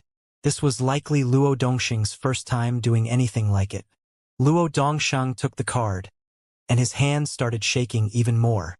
He said coldly, "1 year ago, you and a police officer raped a girl called Xiao Yun. When she went back home, she committed suicide. Today, I will get revenge for Xiao Yun at the same place." "Xiao Yun. Rest in peace." Luo Dongsheng then fired while covering the fat man's mouth. Emo shook his head. Luo Dongsheng wasn't too dumb at least. He had fired quite quickly and even covered the fat man's mouth so that he wouldn't scream. Emo went back to his seat. Seeing this, Meng Jiushan suddenly said, "You didn't do anything? So why did you go over?"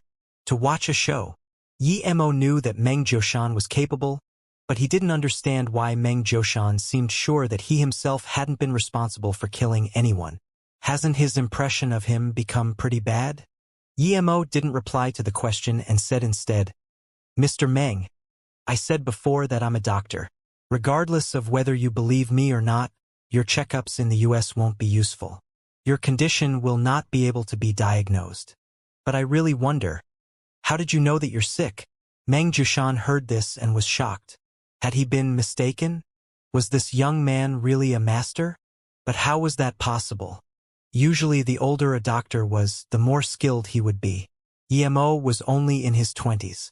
Furthermore, he had seen many ancient martial arts masters, but none of them had been able to tell that his condition wasn't something a hospital could diagnose. "Mr. Meng, if I say that I can cure you, would you believe me?" Emo suddenly spoke again. "You?" If Emo hadn't said that he knew the hospital wouldn't be able to diagnose his condition, Meng Jiushan would have reproached Emo for being boastful. But no matter what, Meng Jiushan still wasn't comfortable. "You can cure my disease? Young man, do you know how many people have looked at my disease? Many talented medical masters weren't able to cure me, yet you dare to think you can."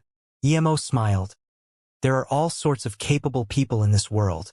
It's an overstatement to say that no one can cure your condition. You just haven't met the right person yet.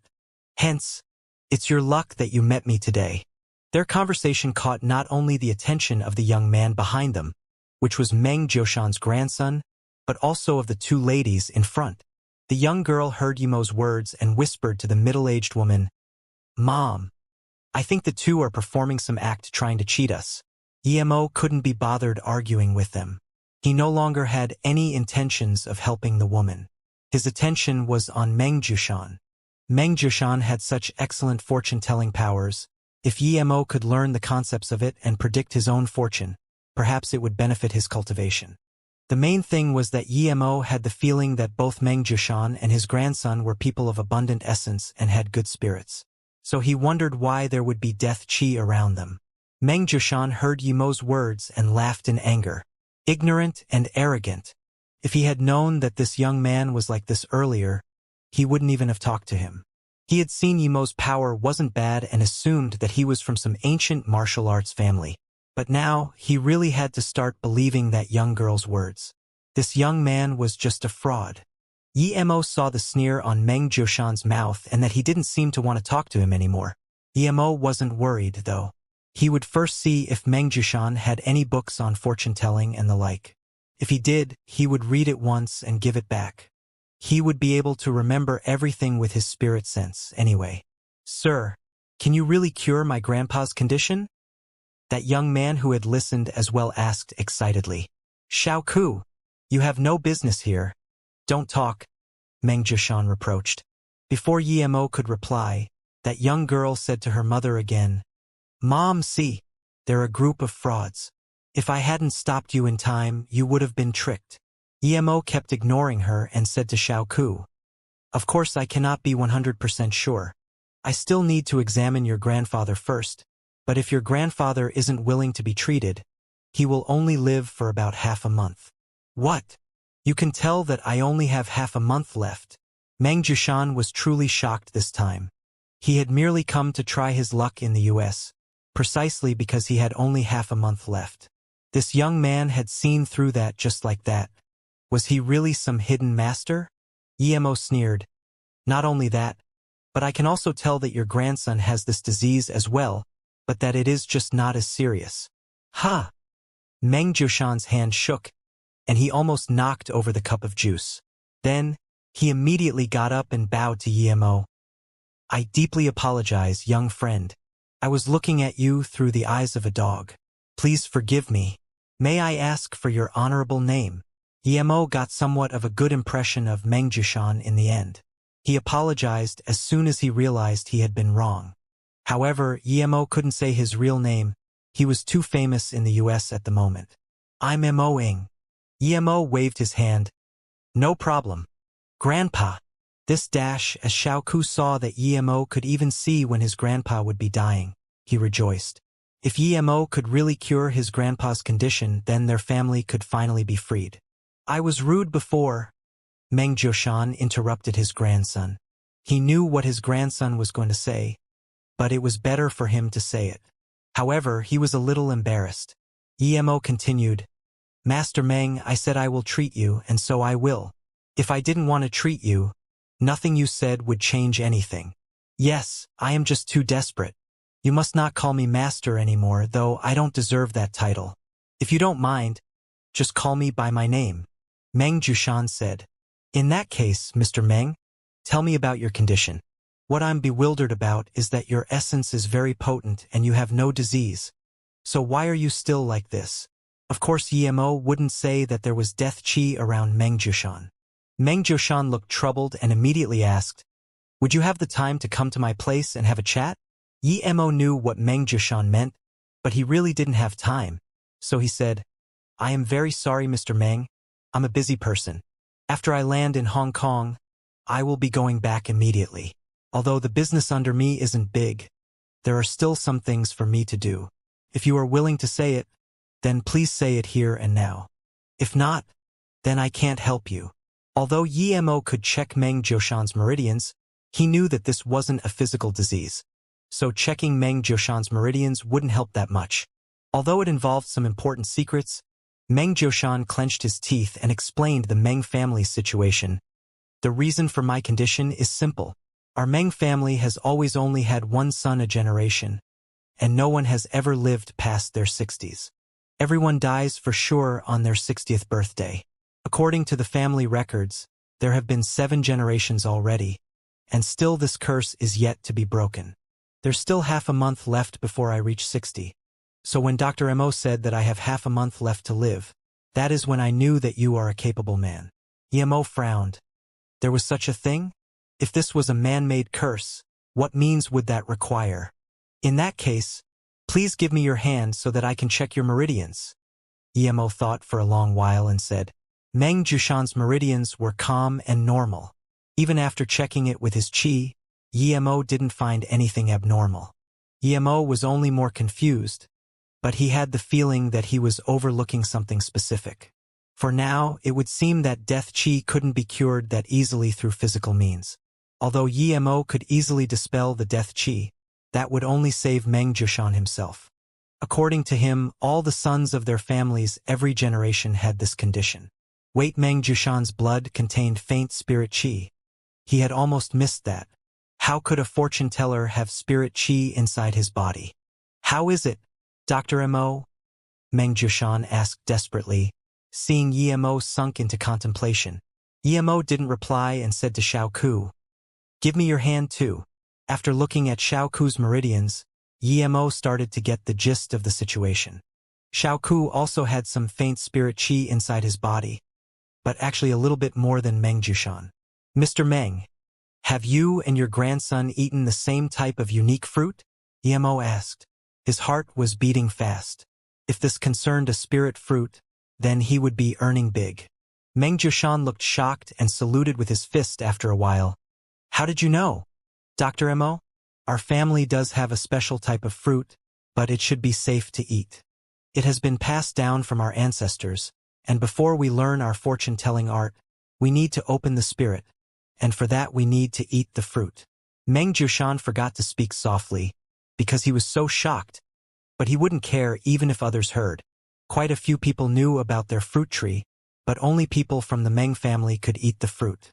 Others who tried would die for sure. Many people knew of this. "Is it somehow related to with our fruit tree?" Meng Jiushan then asked.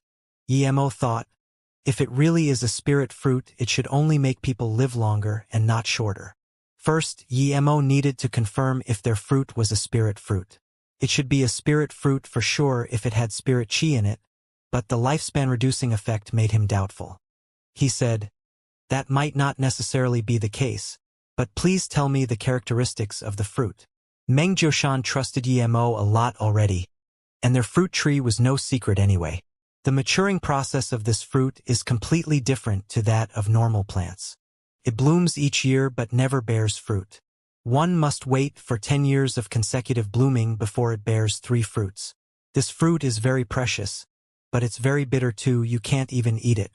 If you try to force it, you will only faint on the spot. So in the end, we started using honey to eat it, and that way we barely Mo stopped Meng Jiushan. Mo was sure that this had to be the second main ingredient for his foundation establishment pill, the bitter 10 years. Even if Meng Jiushan didn't let him go to the Meng family, he would still go no matter what. If he let this opportunity pass by him, he wouldn't be Mo. "I can cure your condition, but I need to go to your house," Mo said. Anything had to make way for his cultivation progress. "Mom, look at those frauds behind us being really patient. They've been acting for so long, yet they're still going," the young woman commented in contempt. The wealthy woman was dazed. She knew a lot about Meng Jiushan's legends. In the Meng family there had indeed never been males who lived past 60. They said that that was because the Meng family had leaked too many heavenly secrets and that it was divine punishment. After hearing this, she immediately became certain that the 2 men weren't acting. They were really Meng Jiushan and a capable young doctor. Besides, Meng Jiushan's air of seeming like an immortal Taoist really didn't appear fake.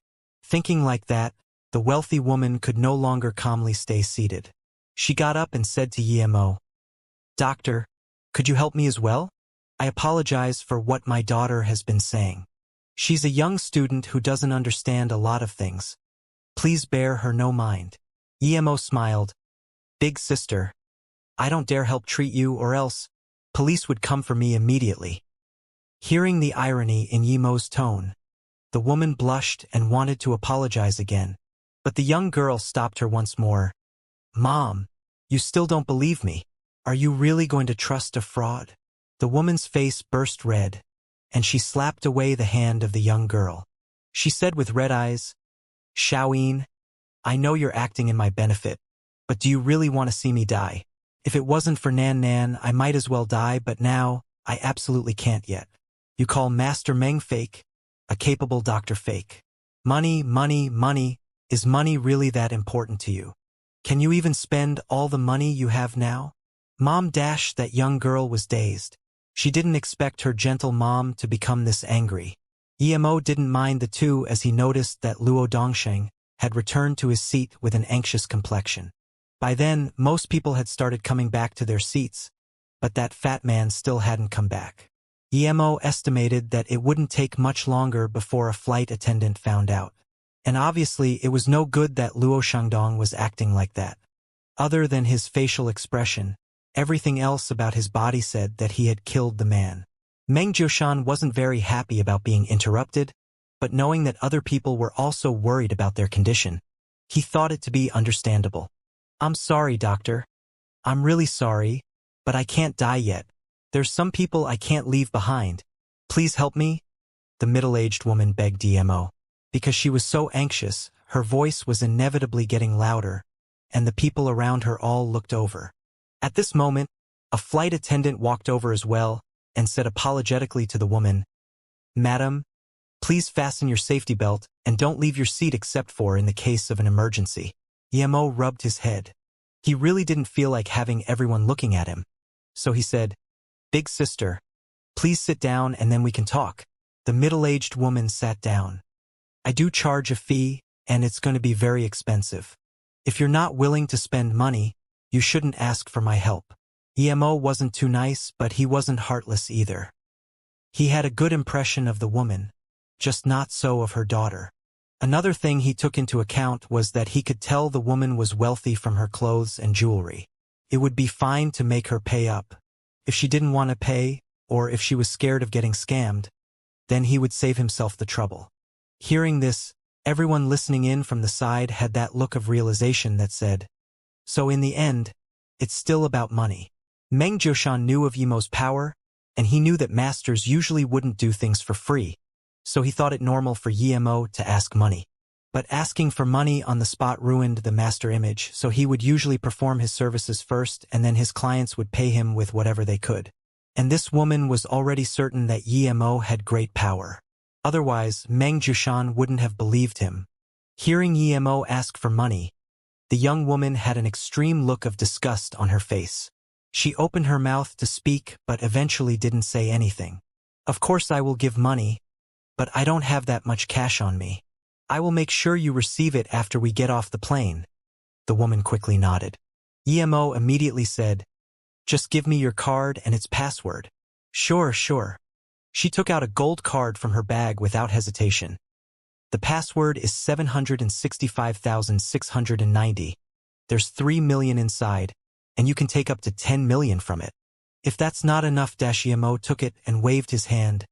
"That'll do." Actually, these few millions were in fact merely a few $100,000 USD, so Emo really didn't think much of it. The young woman glared at Emo. Emo didn't even look at her and said to the woman, "Give me your hand." The young girl couldn't do anything to Emo, so she looked at the wealthy woman and called out. But that woman only gave her back a look of disappointment and sadness. She ignored the young girl and gave her hand to Emo.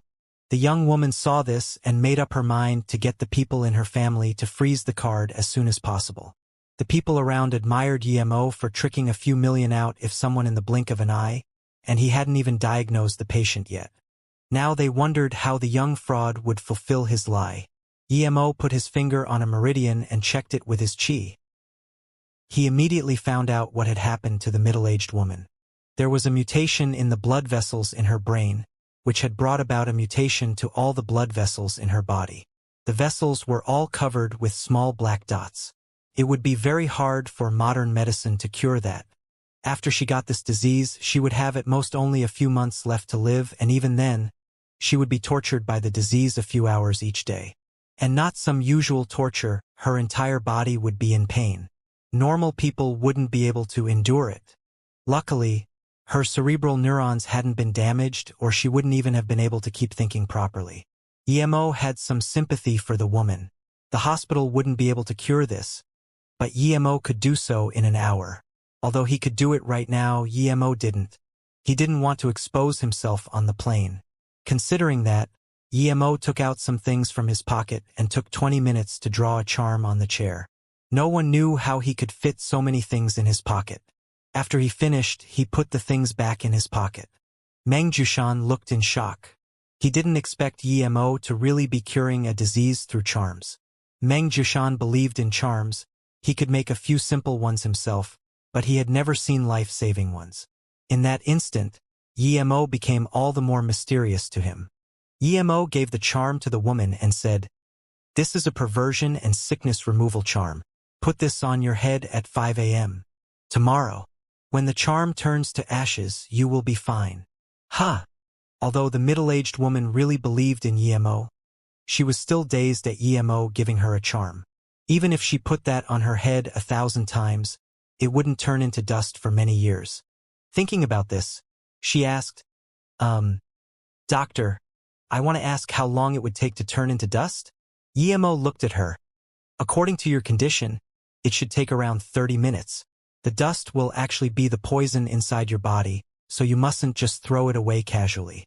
Find a remote location to bury it." At this moment, many people applauded Emo for being an expert in scams. People thought he would be trying to cure her on the spot, yet he used such a method to delay time. By the time the lady found out it was all fake, he would be nowhere to be seen. Finally, someone couldn't keep watching and said, "Young man, doing such things is immoral. You took her card, and you're just going to give her a charm." Emo scanned this person and said casually, "We mutually agreed on this. What has this got to do with you? By the way, although I can cure your condition with a charm too, I won't sell it to you even if you give me 100 million. Haha, I'm sick too now? You're really funny," the middle-aged man retorted. Emo said plainly, "Yep, you have a very hard-to-cure heart disease. You!"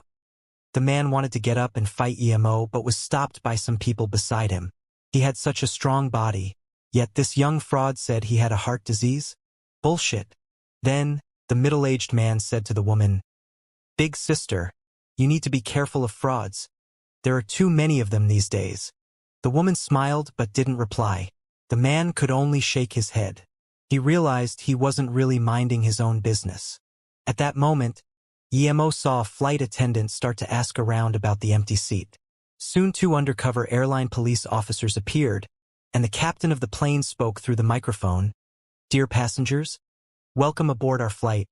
This is your captain speaking. My name is Yu Yeming. I regretfully have to inform you that there has been a murder aboard this plane. A passenger was killed in the restroom, so in order to ensure everyone's safety, please don't leave your seats right after the plane lands." The plane immediately erupted into chaos. Everyone became anxious, afraid that there might be people trying to hijack the plane. Emo scanned Luo Dongsheng. Although he was clearly nervous, he was much better than most passengers. But Emo immediately judged that this Luo Dongsheng had no potential to be a killer. He was still keeping that gun on him. Emo shook his head. Why keep the gun after killing the target? That was asking to be caught. But then, he considered Luo Dongsheng might have a reason for keeping the gun. The flight attendant on his side was pushing a trolley anxiously, and it seemed like he had wanted to use the trolley to relocate the gun. But for some reason, a different flight attendant found out about the situation sooner than he'd expected. He should have dealt with the gun immediately. Maybe he was afraid of leaking his fingerprint? But couldn't he have washed it with water? Or was it impossible to just wash fingerprints away with water? But then the dead person would have his fingerprints on him anyway, right? Suddenly, Emo remembered that his fingerprints were also still on the gun, and he cursed. He wasn't scared of anyone. But this flight was sensitive, and if anyone investigated, they might find out that he was Emo. If the US knew that Emo had gone to San Francisco, they might suspect him for the robberies. Meng Jiushan was the only other person who knew who the killer was, but he didn't seem to even hear the captain's words as he carefully asked Emo all sorts of questions. Although he was more interested in the bitter 10 years, Emo was also interested in Meng Jiushan's fortune-telling art.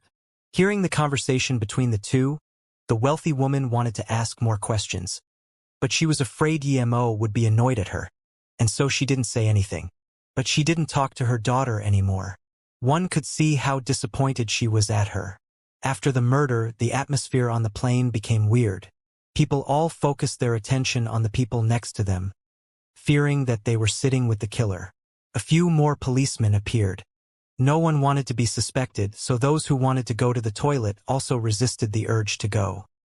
A few hours later, The plane landed at Hong Kong International Airport. The passengers got off and had to go through a temporary detector that was set up. The detector would sound an alarm if any weapons were detected. Luo Dongxing obviously realized that, and his face looked pretty bad. According to his plan, the pistol should have been moved away already. He didn't expect the murder to be exposed that early. As Emo saw this, he knew that Luo Dongxing had no way of hiding the gun. So he could only take the gun and put it in his ring when they got off the plane together. When Luo Dongxing walked past the detector and no alarm sounded, he started suspecting his own ears. He was dazed for a moment as people on the side pushed him before he walked into the foyer subconsciously. He felt the place where he had put the gun, but it was gone. He suspected that he might have left it on the seats, but he couldn't go back and check anymore.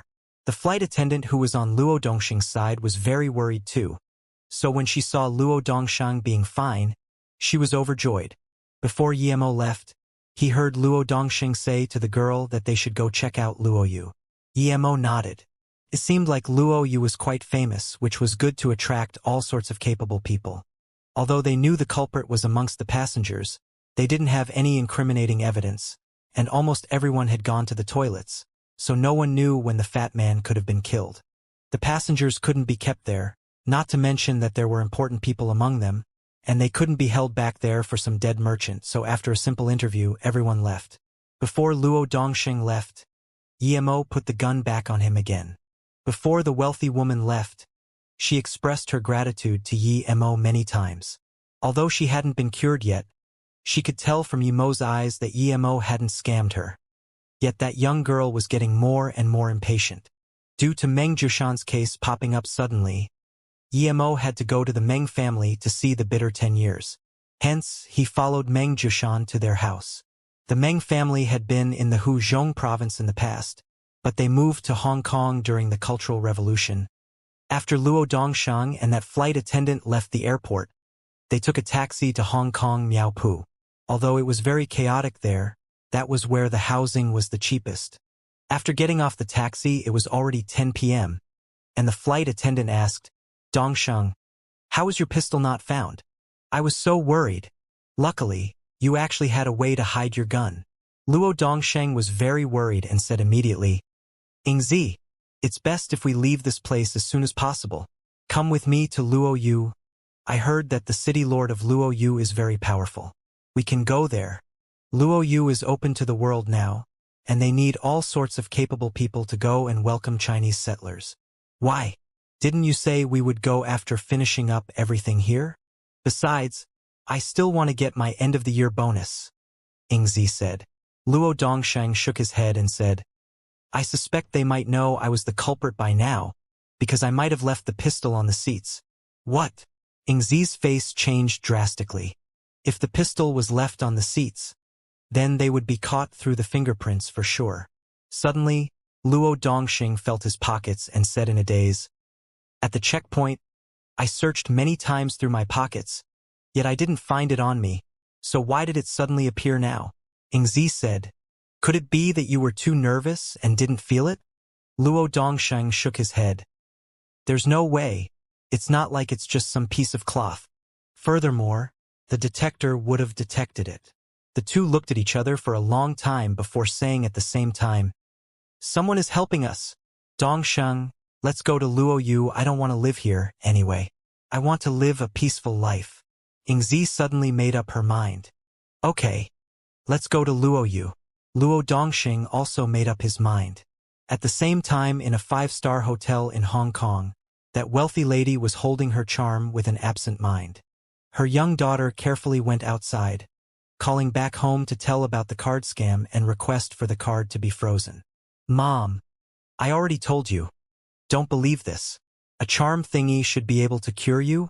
Is that possible? The US hospitals all agreed you should stay there for extended diagnosis.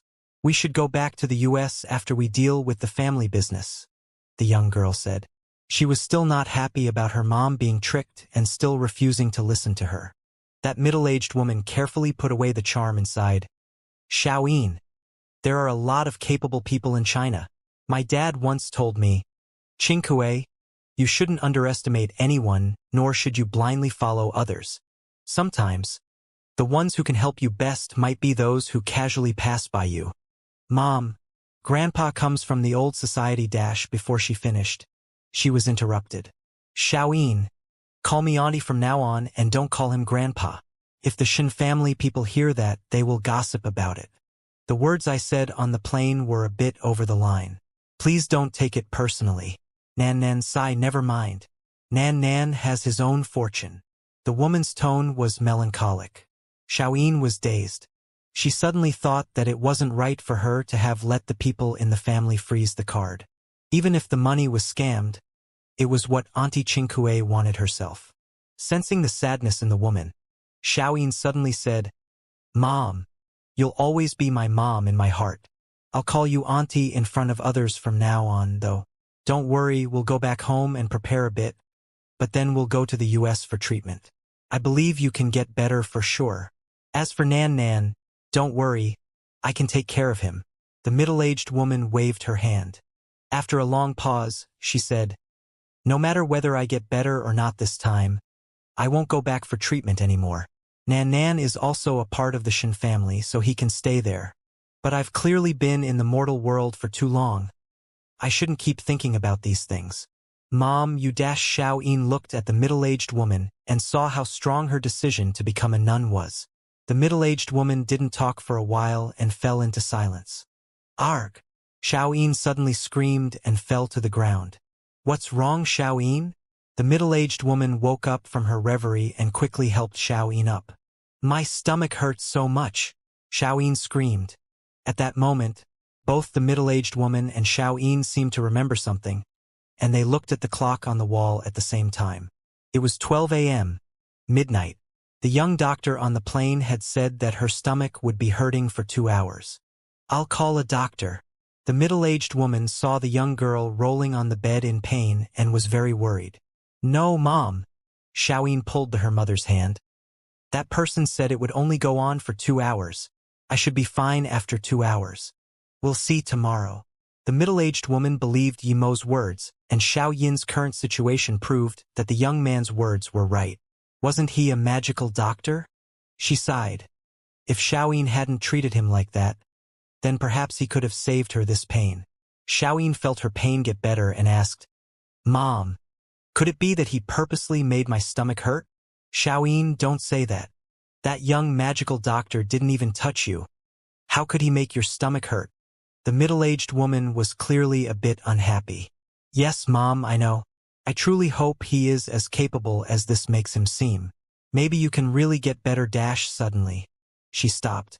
Did she really think like that so easily? She clearly knew what she thought before. She was sure that that guy was a fraud and never held the faintest belief that he would be able to cure Auntie Qingkue's condition. That's why she froze the card. But now she was doubtful too. How would a fraud know her stomach would hurt tonight? After a long while, Xiaoyin crawled up and said, I'm fine now. My stomach doesn't hurt anymore. The both of them looked at the clock, and it was 2 a.m. It had been exactly 2 hours. Mom! The young girl called out. The two looked at each other for a long while without speaking. Everything that young man said was confirmed. If it was just a guess, then his luck was too absurd. Mom, why don't you putting that charm on your head and trying? Xiaoyin suddenly really wanted to see if that charm would work. The middle-aged woman shook her head. It's not 5 a.m. yet. He said it must be 5 a.m., so I'll wait till then. Xiaoyin didn't argue for once and nodded. 3 hours went by quickly and it became 5 a.m. The middle-aged woman picked up the charm and put it on her head reverently. She wanted to lie down to prevent the charm from falling, but when she put the charm on her head, she felt it get stuck to her head automatically. Before she could think about anything else, her body started to heat up. There was a pins and needles kind of sensation all over her body. There were clearly many things the eye can't see being sucked away by the charm. She couldn't see it, but she could feel it. Mom, how is it? Xiaoyin also looked astonished, seeing that the charm wasn't falling off. The middle-aged woman didn't talk. She felt a lazy, warm sensation all over her body, and she didn't want to talk. Half an hour later, She woke up abruptly as the charm slowly fell to the ground. It turned into dust, which then didn't separate at all. As the middle-aged woman witnessed that, she suddenly teared up. No one knew better than her that her condition had truly been cured. In a short 30 minutes, some magical charm had cured her. After standing shocked for a while, the middle-aged woman took out a handkerchief and carefully wrapped the dust. The doctor had said it would be very poisonous and that it had to be dealt with carefully. "Mom, it really turned into dust. Is it? Xiao looked at the middle-aged woman in disbelief. She could feel her worldview get shattered. She remembered that young man's words. "If I say that one charm I draw can instantly cure a person who has been in a vegetable-like state for many years, would you believe me? If I say that your stomach will hurt for 2 hours after we arrive, will you believe me?" Funnily enough, her stomach really had hurt, and the charm did turn into dust. That magical Dr. Mo. He's a real master. He could cure my disease in half an hour, but the money I gave him isn't even 10% of the value of this treatment, Xianxia said. Xiaoyin just murmured to herself. It actually worked, suddenly. She said desperately. "Mom, he said he could cure even vegetable-like people with charms." Great uncle has been before Xiaoyin finished. The middle-aged woman shook her head. "You can't meet such masters whenever you want, Xiaoyin." Sigh at this moment.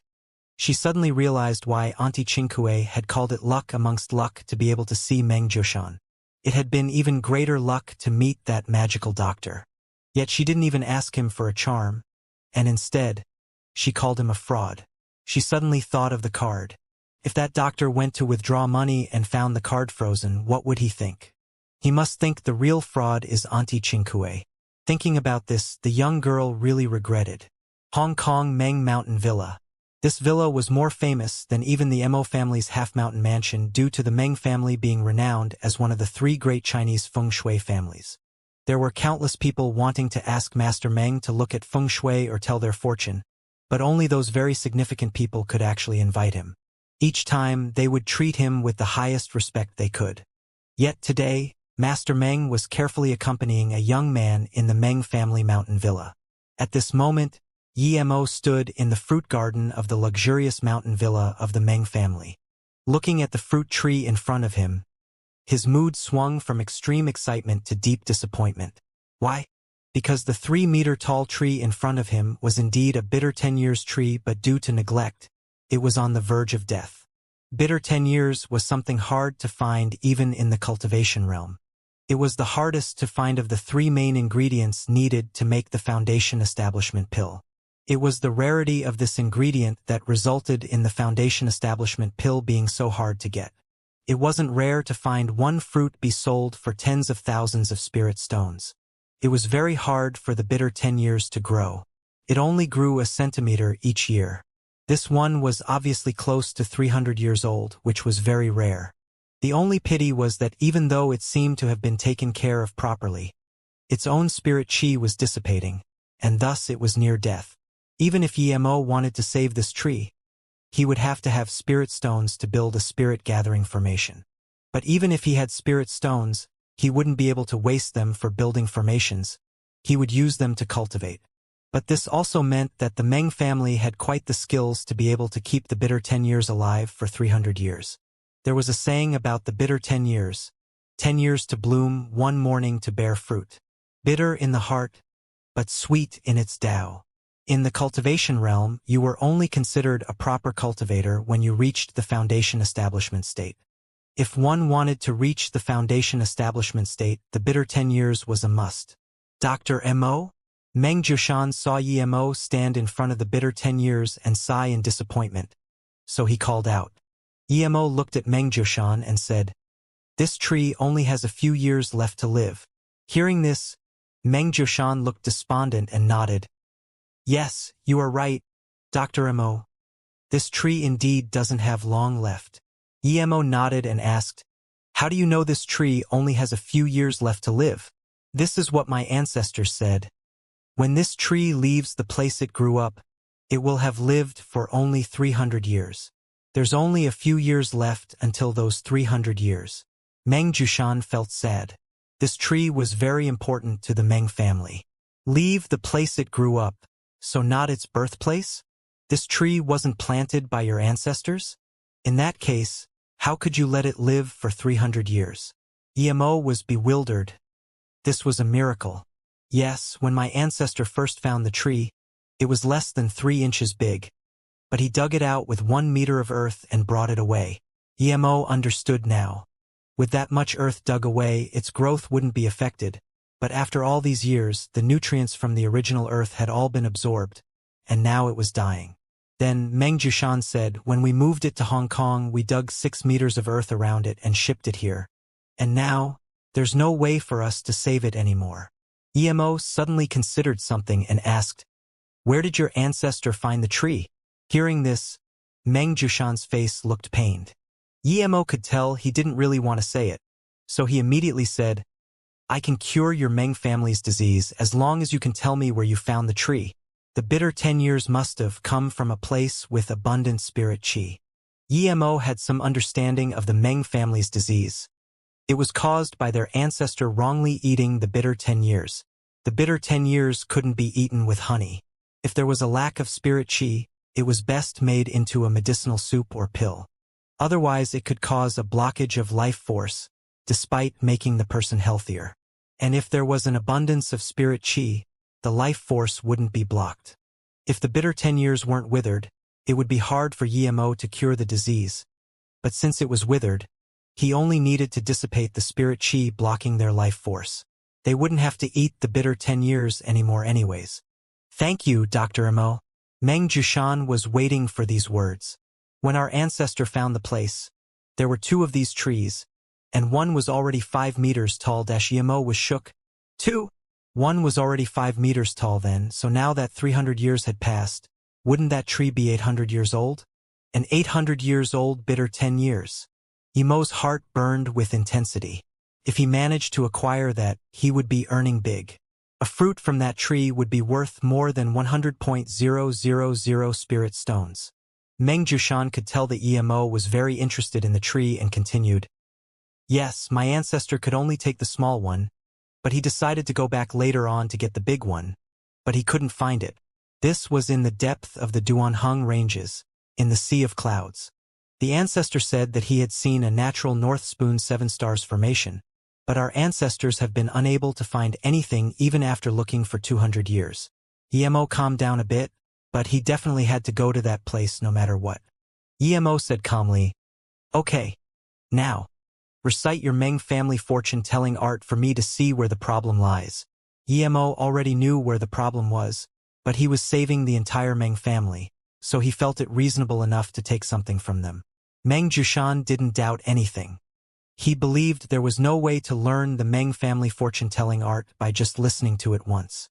There were a lot of words that required explanation word by word, and sometimes it took a whole day to explain one word. The art formula wasn't long, about 10,000 words, but what shocked Emo was that it was the closest thing to spirit qi cultivation he had ever encountered on Earth. The difficult words didn't bother Emo at all, as he knew much more than Meng Jushan. This art gave Emo much more inspiration than the book he had seen at the 9 Moon Sect. He had understood a lot from it, and if he went back into solitary training now, he would even be able to have some breakthrough. The trip had not been a waste of time. Okay, I understand now. Call all the male members of your family over. I'll remove this disease for you. Because the tree couldn't live anymore anyway, Emo didn't tell them to stop eating the fruits. Meng Jushan rejoiced that Emo was willing to help. There weren't that many males in their family, only 6. So Emo didn't require much time to dispel the condensed spirit qi inside of them. As for the women in the Meng family, Emo gave the family a recipe for making some medicine for that. Eventually, Meng Jushan took out a check with a huge sum on it, but Emo rejected. Although it was a lot of money, it was nothing to Emo. Moreover, he had already acquired quite a lot from Meng Jushan. A master indeed! Meng Jushan saw that Emo might have asked for 3 million from that wealthy lady on the plane, but he rejected the tens of millions on the check, and this changed his perception of Emo greatly. The Duanheng Ranges? North Spoon 7 stars? Why did that sound like the entrance Luo Xian had talked about? Jing City. This place wasn't far from North Korea, at the borderline of China. Even though it wasn't winter, Chinese New Year had just passed, but there was still a lot of snow. It was March, early spring already, yet Jing City still had endless snowfalls. Most of the people in the city always stayed in their houses with their heater on, watching TV. Yimei Mountain was the tallest mountain in Jing City. Although it sounded the same as Mount Imei in Sichuan, there was a huge fundamental difference between the two mountains. Yimei Mountain was constantly covered in snow. Except for some individual places and at special times, one couldn't see green anywhere. At this moment, outside a village at the foot of the Yimei Mountain, a stressed-looking young woman was walking arduously on the road. It seemed like she wanted to enter the village and take a break. Her bulging stomach made it hard for her to walk, her steps were weak, and she was obviously powerless. In the end, she accidentally slipped and fell to the floor. The woman used her hand to protect her stomach as she wanted to get up, but she failed again and again. The snow was getting more and more intense, and there was no one to be seen on the small road. Why is someone laying on the snow? A nun with a huge backpack thought in wonder, but she walked up to the woman very rapidly. She looked at the woman on the ground and helped her up. She muttered to herself in shock, "Such a pretty girl, and she's not from here. She's pregnant? Wait, it would seem she has cultivated ancient martial arts before but is just heavily wounded." Without even checking the woman, the nun quickly carried her and the big backpack up Yimei Mountain as she ran even faster than before. Cultivation was truly a matter with no ending. As soon as Yimo came back and gave Su Yuehua what he had to give her, he started cultivating again. He had understood some things useful to him from the Meng family's fortune-telling art. In the turn of an eye, a few months passed. But today, Yimo couldn't focus his mind anymore. He felt annoyed and restless. Yimo got up and checked his power and found that he was at the middle stage of Stage 5. He was quite happy that he had been able to improve in only a few months. After Yimo came out, Su Yuehua, Su Ping and Co. quickly came. Ning Qingxue arrived by Yimo's side on first notice too. Surprisingly enough, Yi Zifeng and Yi Ling also came. Yimo felt strange and asked Yi Zifeng, "Zifeng, why have you come? What happened to the Yi family in Beijing? Big brother, we're brothers. I know Grandpa is right, but if we hide in Beijing while Luo Yu is in hardship and come back after Luo Yu overcomes the difficulty, what kind of brothers would we be then? Brothers need to share hardship together too, not just the good times. Even Yi Ling knew to come help you. How can I fall behind?" Yi Zifeng's words touched Yimo. He knew that Yi Zifeng quite possibly might not be blood related to him, but he would always see Yi Zifeng as his blood brother nonetheless. Soon, the entire management level of Luo Yu assembled at the meeting hall. They were preparing to discuss the complete relocation of Luo Yu Pharmaceuticals to Luo Yu City. Luo Yu had achieved some level of self-protection by now, and they believed that they were nearing the end of the US's patience. Luo Yu was wealthy, and large amounts of assets flew into Luo Yu, but what shocked everyone was that no matter how big Luo Yu got, they just wouldn't enter the stock market. People could buy Luo Yu's products but not their shares. And because Luo Yu had plenty of money, they had started looking for large military countries with weapons to sell for some transaction opportunities. Those countries only looked at money, and so they all accepted some form of dealings with Luo Yu. But it wasn't like Luo Yu could buy all sorts of weapons left and right. Even if a country were willing to let Luo Yu buy their military-grade weapons, they would have to acknowledge that Luo Yu was an independent government first.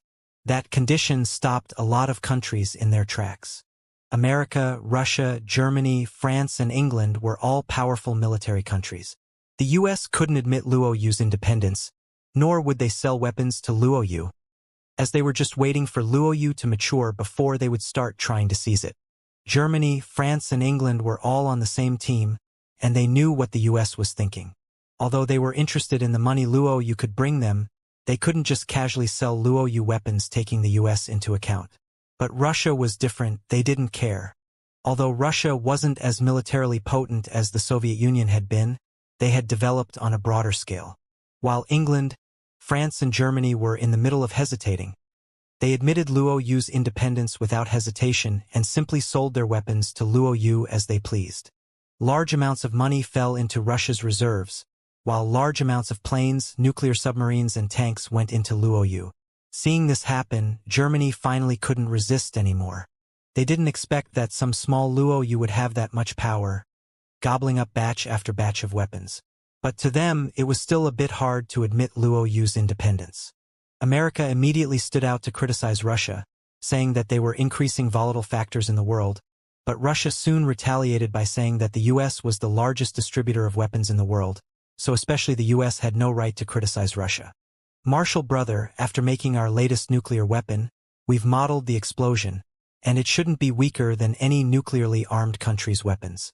Our newest intercontinental missile can easily bomb the US. We have the ability to send a nuke right to their dinner table, Yixing said joyfully. Emo nodded. He was very satisfied with Yixing's capabilities, and he trusted him unconditionally. Yixing is right. Our greatest achievement is the newest nuclear reactor engine. Without the new computers and mechanical stations you bought, we really wouldn't have been able to produce it. Su Ping nodded. Russia is giving us rather average things, so I think we still need to produce our own weapons. If you give me 3 years, I'm sure that Luoyu will be the center of the world's military technology, Yixing said pridefully. Making weapons is a means, not the goal. Although weapons earn money, there are plenty of other things we can earn money with. For now, Luoyu's population is too small. When our population reaches a couple million, then we can become truly independent, Emo said. Su Yuehua nodded and said, many of those working at Luoyu have moved their families here. Now, there's almost 200,000 people here. 60% of them are Chinese, and the rest comes from other countries around the world. We've also established airplane routes from many different countries, allowing those who want to move here to come for free. Okay, in that case, let's move Flowing Snake's Luoyu here as well. It is time. Emo was really pleased with how fast Luoyu had developed. If the US still wanted to attack them, they would have to think about their chances first. Once we move Luoyu here completely, the US will react. They might even attack Luoyu at first notice and try to rob us of our things. We need to be ready for battle, Su Yuehua said. Luoyu was already completely different from when they had first come there. Not only did they have the new air defense system, they also had Yixing's newly made electronic interference and GPS location systems. In fact, the electronic interference system might be seen as one of the main reasons why Luoyu could be so confident. Emo suddenly got up and scanned everyone. We will be moving all of Luoyu pharmaceuticals to Luoyu, including the population of Flowing Snake. We have more than 200,000 people now. At the same time, let the 200 nautical miles of sea around Luoyu also belong to Luoyu. Su Yuehua commented worriedly. The Commonwealth sea laws state that the regional sea of a nation must be no more than 12 nautical miles. Wouldn't we be giving the US a reason to start the war that way? Emo smiled. We wouldn't be the only ones with a sea region of 200 nautical miles. Many countries have surpassed 200 miles. Luoyu City is special too. We face the sea on 3 sides. So we need to increase our regional sea. Our main military power will be at sea. Besides, even if we don't assume even an inch of a regional sea, they will still start a war anyway, hence Emo looked at everyone sitting down. As soon as Luoyu Pharmaceuticals comes to Luoyu City, we will immediately test the nuclear bomb. We need to flash our power in front of the eyes of those who have bad intentions for Luoyu City. I will say now that no matter whether it's on my land or in my regional sea, I am the one who decides things. Yes, that's the spirit. I shall be the first to support you, City Lord. Huang Enian stood up excitedly. Emo's words had gotten to everyone's hearts. Luoyu didn't have their own plane, tank, or gun production line. Instead, their first production line was a ship production line. The first product made there was their own carrier ship. This was a nuclear-powered carrier ship Yixing had designed in northern sand. Of course, we have the latest air defense system and electrical interference and positioning systems. Now they can come anytime they want, Yixing said satisfyingly. Emo stopped Yixing. Although we have made great progress in some areas, our overall military power is still far below that of the US. We're no match for them yet, but we merely need to have the capability to threaten them and make them have some concerns. The situation is such that we shouldn't start a conflict, at least not yet. We don't have the necessary power yet. Su Yuehua nodded. We're just able to compare our trump card with the mere superficial, openly visible portion of their power. Who knows what greater cards they have hidden? So I agree with City Lord's opinion. We're far from a match for the US at the moment, not to mention that they have a lot of allies. If we were to fight, most parties would be helping them. We'll definitely fight sooner or later, but we don't know what the fight is going to be like. Right now a few of our medical factories are making money, but once we start fighting, the costs will be huge. So increasing our tactical assets is still very important to us, Emo said. He knew there was too little time left for Luoyu. If they had a few years more, the US would only be a slightly large stepping stone for them. Zhang Jian continued, we have stored quite some food already and large amounts of usable factories, a lot of foreign factories too, have started operation. We just haven't reached an appropriate scale in the agriculture department yet. Emo waved his hand. Food is a crucial tactical asset. We must prepare plenty. It's unrealistic to try to produce all we need ourselves. We're spending quite some resources on the upcoming war, and we don't have enough people. So once we start the war, we need to think of ways to earn money from and during it. Earn money from the war? Usually, third parties earn from the wars between two other parties, so how can we earn from our own war? Yi Zifeng wondered. Emo smiled. That won't necessarily be impossible. Our electronic interference system is the best in the world, and no one can match it right now. We can sell that. Even though I haven't experienced modern warfare myself, I know that the focus of it is long-range battle with a great emphasis on accuracy. Fighting someone with a strong electronic interference system and a strong GPS, those countries dependent on electronic warfare would be in for a nightmare. Although we have a small population and are on the disadvantage, numbers can be made up for in modern warfare. We just need to interfere with our enemies' attacks and efficiently locate their units. If our systems really are as strong as Yixing says they are, we'll have money to earn. Yixing immediately got up to make his point anew. Marshal brother, one can doubt my popularity with women but not my ability to build things. Once we have our production line for planes, I will build the strongest electrical interference machine on Earth. Everyone understood Yi Mo's words. He meant that they would show the capabilities of their product in this war and then sell it to other countries. If Luoyu's interference machine could interfere with US missiles and other attacks, there was no way it wouldn't become famous. Understanding Yi Mo's idea, Yixing quickly shook his head. This isn't a mobile interference machine though. We can only station it in Luoyu. And although it is able to stop any attack from a weapon within 1 kilometer and lock onto the weapon, it does use vast amounts of energy. You used the extreme energy stone. Emo immediately understood Yixing. Yixing smiled bitterly. I didn't have any other choice. If I didn't make this thing, I wouldn't be able to sleep at night. The power of the US isn't something we can fight against with a mere 2 years of development. I'm sure that as long as we have enough missiles, we can strike down all the weapons they attack us with. Currently, our missiles are all imported from Russia, and even the intercontinental missiles were modified after import. We're still assembling our own missile production line. Emo could understand why Yixing had used the stone. Although it was precious, they couldn't just store it and not use it. It seemed like these stones were more precious than spirit stones. Emo sighed. It looked like he would have to go to Northern Sand to get the other 4 as well. So that means we can't sell our interference system? Emo was disappointed. Of course we can sell it. We can modify it and change the energy source to fuel. This way, the range would be greatly reduced to only a few hundred meters, but at least then we could attach it to planes. Yixing smiled. Okay, then we'll sell this modified plane idea of yours, Emo said. That would earn money for sure. That sounds good, but there are 3 other issues to it. First, the system needs our own engine to operate. Our engine is currently the best in the world. Of course, I can simplify it down, and even the simplified version will shock the world. Second, we don't have a plane production line.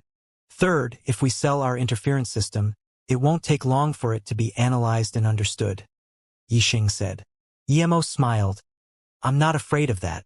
No one can analyze or understand how our Luo Yu seals our pills, as I have the ability to make those things unanalyzable. Likewise, I'll just inscribe a sealing formation at the most important part of the interference machine. That way, if one tries to open the internal structure of the machine, the formation will destroy it. So we'll do it. CEO Zhang, you can assist Yixing in assembling a plane production line. This is very important. Try to import things from other countries and modify it. That'll save some time. Big brother, do you want the countries who intend to buy the interference machine to first admit Luo Yu's independence? Yi Zifeng asked. EMO nodded. He wasn't afraid of the US, but if he wanted to survive on Earth, international status was very important. If no country helped him, then no matter how strong Luo Yu was, they wouldn't be able to live well. The US president gathered his cabinet and held a meeting. This was their second time having a meeting due to Luo Yu. Luo Yu took over Sina and is amassing a population from people all over the world. They are now mass buying weapons. I think that if we weren't so far away from them, their Russian missiles would already be at our feet. I'm regretful about Senator Harry's suggestion to let them develop. The naval commander stood up and said, Luo Yu was massively developing their naval power, and if they were to fight, the first battle would be at sea. I think General Derek is right. We shouldn't have let Luo Yu develop. We should have attacked Sina at first notice. I think that now our main task is to attack and take back what is ours, the Minister of Defense said. Harry frowned and didn't say anything, but the person next to him did. Harry's decision was right at the time. The reason why we didn't succeed was because those cunning bastards saw through our intentions and used the time we gave them to quickly develop. That's what caused the situation we have today. He's right. I knew a lot of people would see through what we were planning, but I didn't expect the merchants from Luo Yu to be able to see through it. This was my error. Since they already know about our plan, I don't think we need to keep waiting. I suggest we take action immediately, Harry said. I agree. Sina has countless treasures, including the new element we found. I suggest we immediately take military action and take back Sina and kick those criminals out. That place doesn't belong to them. Have we been planning for it for decades only for them to silently take it away? Someone else said. 80% of the people at the meeting agreed to immediately declare war on Sina. The president frowned. It's not that he didn't want war, but there had been another, even bigger discovery.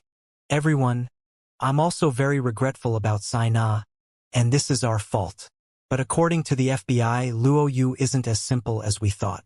Mr. Leo, please explain the situation. The president looked at a fat white man who was the head of the FBI. Usually he didn't come to these meetings, but he did today, which meant that there was indeed important news for everyone. Leo shook his flab and said seriously, 1 year ago, we sent 5 people to China to retrieve a certain woman from the plane the Black Sun Empire hijacked. Only she knew about our men on the plane, yet a year later we haven't gotten any news from any of them.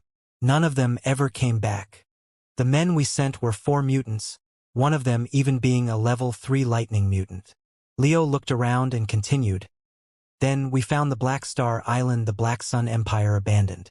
This seemed like just some private island, yet we found that that place was their main base for technology. On the island we found a sealed vault. After testing it, we became certain that it had been meant for the storage of gold. But all the gold was gone. We found some of the most advanced technology on the planet in and around the vault, yet still all the gold had been taken away. I'm sure they didn't do it themselves. They wouldn't have to dig underground and break through walls to access their own gold. Leo, you mean that Luo Yu did that? Someone asked in shock. Leo nodded and said, yes, we suspect them strongly. That chase from the Pacific to the Indian Ocean also seems to have led to Sina. The president said very seriously, many of you here might not yet know that we lost more than 4,000 tons of gold from our reserves in one night. And the U.S. banks all lost a few $100 million in one night as well. The hole at the site was very smooth, in exactly the same style as the ones we found in the gold vault at the Black Star Island. What? Our gold reserves have been robbed. The meeting room immediately burst into chaos. If Luo Yu really has such a potent weapon, I think it could inflict a huge blow on our Air Force and Navy. Leo said. Before, it was just a suspicion. We also doubted whether Luo Yu could make such a powerful weapon. Perhaps the route of the chase ending close to Sai-Na was just a coincidence. And although we lost our gold, it didn't have to have been caused by Luo Yu. It wouldn't be easy for anyone to ship away that much gold, much less from a heavily secured fortress.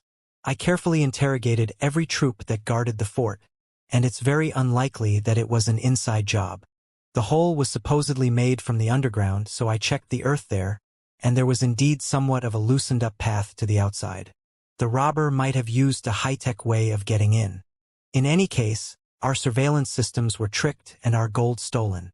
If this technology really belongs to Luo Yu, then the weapon that sliced the patrol boat might have been made by them too. If their weapons are that advanced, I think we would be facing a very hard battle. Leo, if the FBI suspects Luo Yu, why don't you send people over to investigate? Luo Yu is taking in people from all over the world. Don't tell me you can't get in. Perhaps even I can go in. Harold from the NSA was unhappy. Leo knew how Harold felt and said with a bitter smile, "Remember what I said before? Our mutant department sent 5 members to China to take that woman back.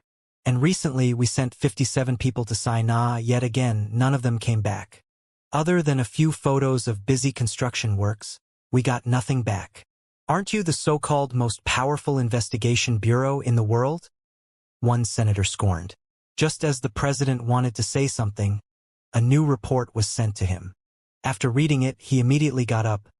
Luo Yu is moving to Sai-Na, and the citizens from Flowing Snake will also be moving to Sai-Na. Everyone. Then there's nothing left to say.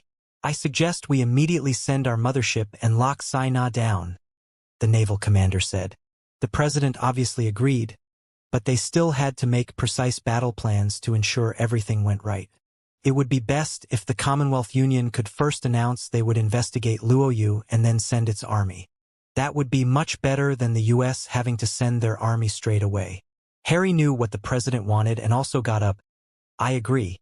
But we need to contact Ethiopia and Kenya first, so that they seal off Luo Yu's retreat on land. I think we should let the Commonwealth Union bring up this battle plan, and then we can form a multinational army.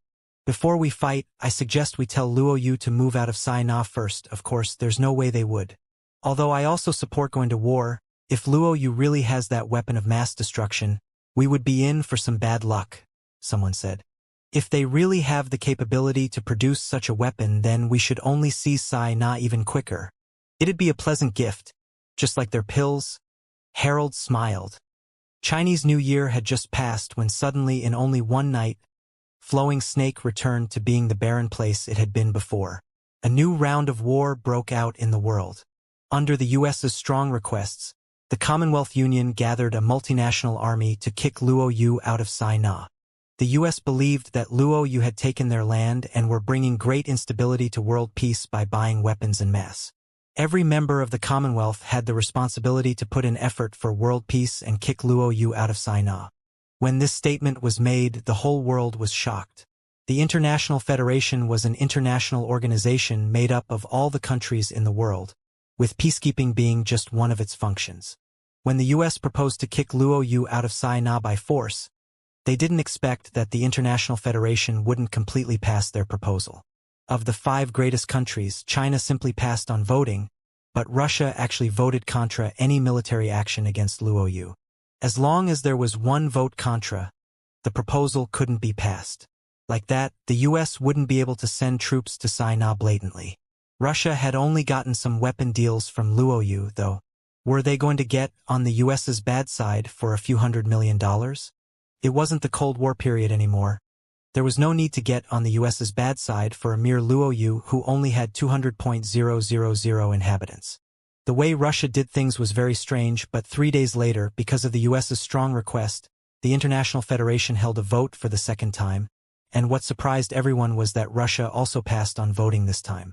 Like that, US could legitimately send an army to Luo Yu. No one knew why the Russians had changed their decision. But that wasn't too important, and a week later, an alliance with the US as the head of it declared war on Luo Yu in the name of freedom and democracy. 26 countries and a total of 120,000 troops, with the US's army forming 90% of it. Most countries hadn't voted and had sent their troops only after being given some special conditions by the US. There were 50,000 ground troops, 30,000 Navy Marines, an Air Force counting 10,000 men, and 30,000 men's worth of special assault squads. There were 380 tanks, 600 armored vehicles, 350 jets, 200 helicopters, and 70 ships. According to the battle plan they had made, the Union Army would come to Saimaa from the Indian Ocean.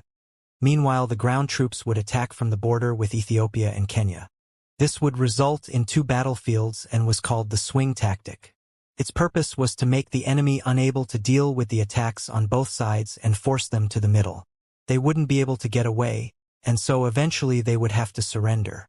The reason why they used this tactic was because the US didn't want any of Luo Yu's high-level technical personnel to escape. Perhaps, surrendering without conditions was the best choice of action for Luo Yu. The day the Union Army was mobilized, the greatest betting organization opened a bet for the war. The bet was on how long it would take for the army to take over Saimaa. The odds for Luo Yu winning were 1:100. No one believed Luo Yu would win, so even if the odds were 1:1000, no one would bet on Luo Yu. Yet randomly, a certain piece of news shocked the world.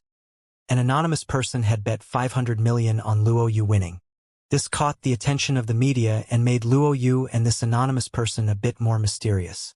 What shocked the world even more was Luo Yu's reaction to the war. Luo Yu declared war on the US.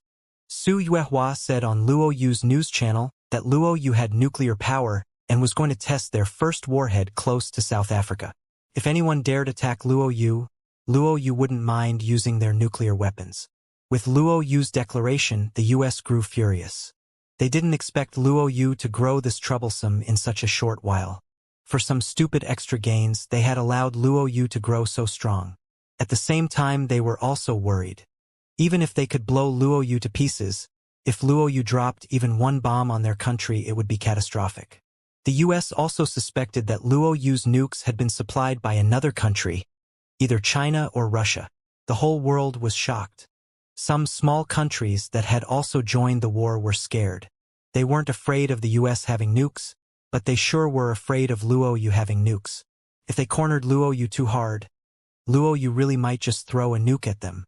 Even if Luo Yu was eventually annihilated, they wouldn't be able to handle the losses. 9 countries quickly left the Union. The second day, a huge mushroom cloud appeared, and the world was sunk into silence. Another 5 countries left the Union. Although the amount of soldiers in the army stayed mostly the same, this was a blow to morale. The Union quickly held another meeting. No one thought that some entrepreneurship would be able to obtain nukes in a mere year of development. Although the International Federation requested Luo Yu to participate in the meeting, Luo Yu refused without hesitation. They wouldn't mind coming, but the Federation would have to admit Luo Yu's independence first, and their army would have to retreat. The US was angry. They couldn't possibly retreat if they were easily scared off by just one nuke. How would they remain the police of the Pacific Ocean? So what if Luo Yu had nukes? They had them too. We must wipe them clean before they can react, someone ordered. The US government was irate, but the people didn't agree. When they found out that Luo Yu had nukes and had the capability to detonate it from far away, a mass protest began.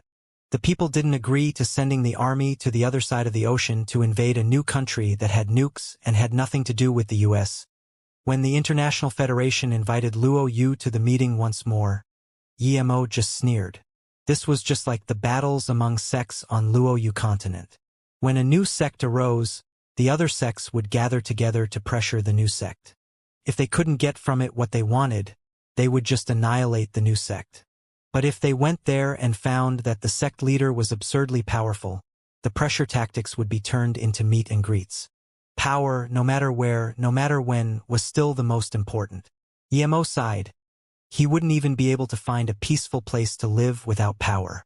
Although Luo Yu requested for the retreat of the Union Army, the order was never made.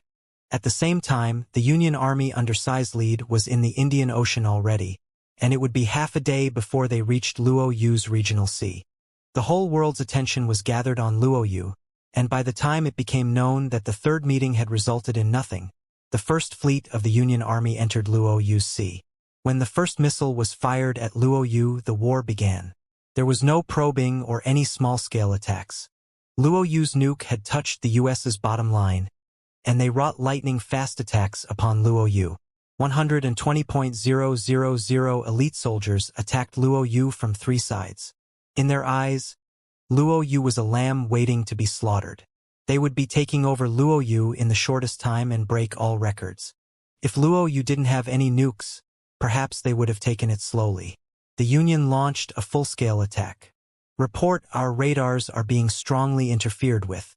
We cannot lock onto targets. Report, their interference system is jamming our systems. We cannot make precise attacks. Report, their interference system is too strong. Our electrical systems are unable to operate. Report, my plane has been locked on by their radar.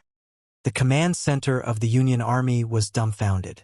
Since when could any new startup company make such strong military interference systems? Modern warfare meant electronic warfare. If the opposition's interference rendered them unable to lock onto targets, then how could the battle even be fought? And their planes were getting locked on to what would happen next was obvious. The commanding officer at the command center was sweating. They had planned on lightning-fast warfare, the favorite tactic of Germany in WW2. Yet now, the command officer could only stand dazed. Even Russia wouldn't have been able to have such a strong interference system. Their planes were strongly interfered with very soon after they took flight. How were they to fight like that? If Luoyu had made such an interference machine, would the nukes then also be theirs? Thinking about this, Peter immediately ordered, "Retreat! Retreat immediately!" But his order was a little late. All the planes that Luoyu's radar had locked onto became blind, and they hadn't even arrived above Luoyu yet. Rumble, rumble. EMO saw countless anti-air missiles light up the sky in red as fighter jets were taken down accurately all over the place. The jets could muster no resistance under such strong interference, and the pilots could only rely on their own skills to dodge the missiles. The jets had no choice but to try their luck and shoot some missiles at random, but even if they aimed well, the missiles would be stopped by the space shield defense system. The troops who hadn't reached land yet watched the fireworks in the sky in utter shock. Since when did the world have such accurate missile systems? EMO sneered. He knew he wouldn't need to worry about these planes. Although Luoyu didn't fly even a single plane themselves, Yixing hadn't been bluffing indeed. EMO was sure that Yixing's interference machine and radar system were unbeatable in this world. EMO was even more sure that Yixing was also not from this world. But the difference between him and EMO was that he had lost a lot of his memories. This electrical interference battle made the Union Army defenseless. The missiles Yixing had modified were not only faster, they also had a longer range and were more accurate. Fuck! You want to invade Luoyu with this garbage radar and electronic system? I overestimated you. You wasted one of my extreme energy stones. What a disappointment. Yixing looked at the falling jets and felt bored. It would seem that my help isn't needed in this area, EMO said to himself and disappeared. He knew that although Luoyu had spent a lot of resources developing their navy, the navy was still Luoyu's weakest spot. What he needed to do at the moment was to go annihilate the Union Army's naval power. EMO knew that it was impossible to capture 80 ships, so he just sliced them open right in the middle. The nuclear submarines also didn't escape the same fate, and in a short while, EMO had annihilated 20 ships. Countless soldiers struggled on the ocean surface. They hadn't even seen their opponent and already lost 20 ships. What weapon was this? At this moment, Luoyu's ships neared the Union Army and announced that those who surrendered would not be killed. The captain of one guard ship was extremely furious and immediately ordered to attack. But before the cannons of his ship could be raised, it was destroyed by an unknown weapon. One missile submarine was also sneaking up on Luoyu's fleet, yet before they could fire any missiles, it was sliced in half by EMO. The intense water pressure ripped the people inside into pieces. EMO flew out of the sea and took an essence chi pill. Good thing he had concocted some, or he would have been running out of chi. If not for Yixing's help, Emo was sure that he wouldn't have been able to stop the Union Army's attack. Seeing his ships be taken out by an unknown weapon one by one, Sai's face was green. His ship's scan wasn't finding anything within 100 nautical miles from Luo Yu. Huang Enian felt very satisfied. If not for Emo telling him not to fire at carrier ships, he wouldn't have been able to resist the temptation to throw a couple of missiles over. Although he didn't know why the enemy's ships were sinking one by one, he knew it was related to the mysterious city Lord Yemo and Yixing. Although Luo Yu didn't fire any large amounts of cannons or missiles, a few were still being sent out every once in a while, sinking the struggling soldiers into the sea. These people were demons. They didn't even let the drowning soldiers live. Sai didn't dare send out any of the remaining jets on the carrier, because he knew that they would just serve as target practice to Luo Yu. This wasn't a battle on equal levels. Before the battle, they had been sure that it wouldn't be a battle on equal grounds, but they had thought that they would be the ones at the higher level, yet the reality was exactly the opposite. No one could have thought that Luo Yu would actually be that strong. Luo Yu's electronic warfare power was out of this world. They had designed something beyond their age. This was humiliating. The commander had never fought such a humiliating battle in his life. He was sure that no one could have expected Luo Yu to be this strong. If Luo Yu had any great ambitions, then Sai didn't dare keep thinking.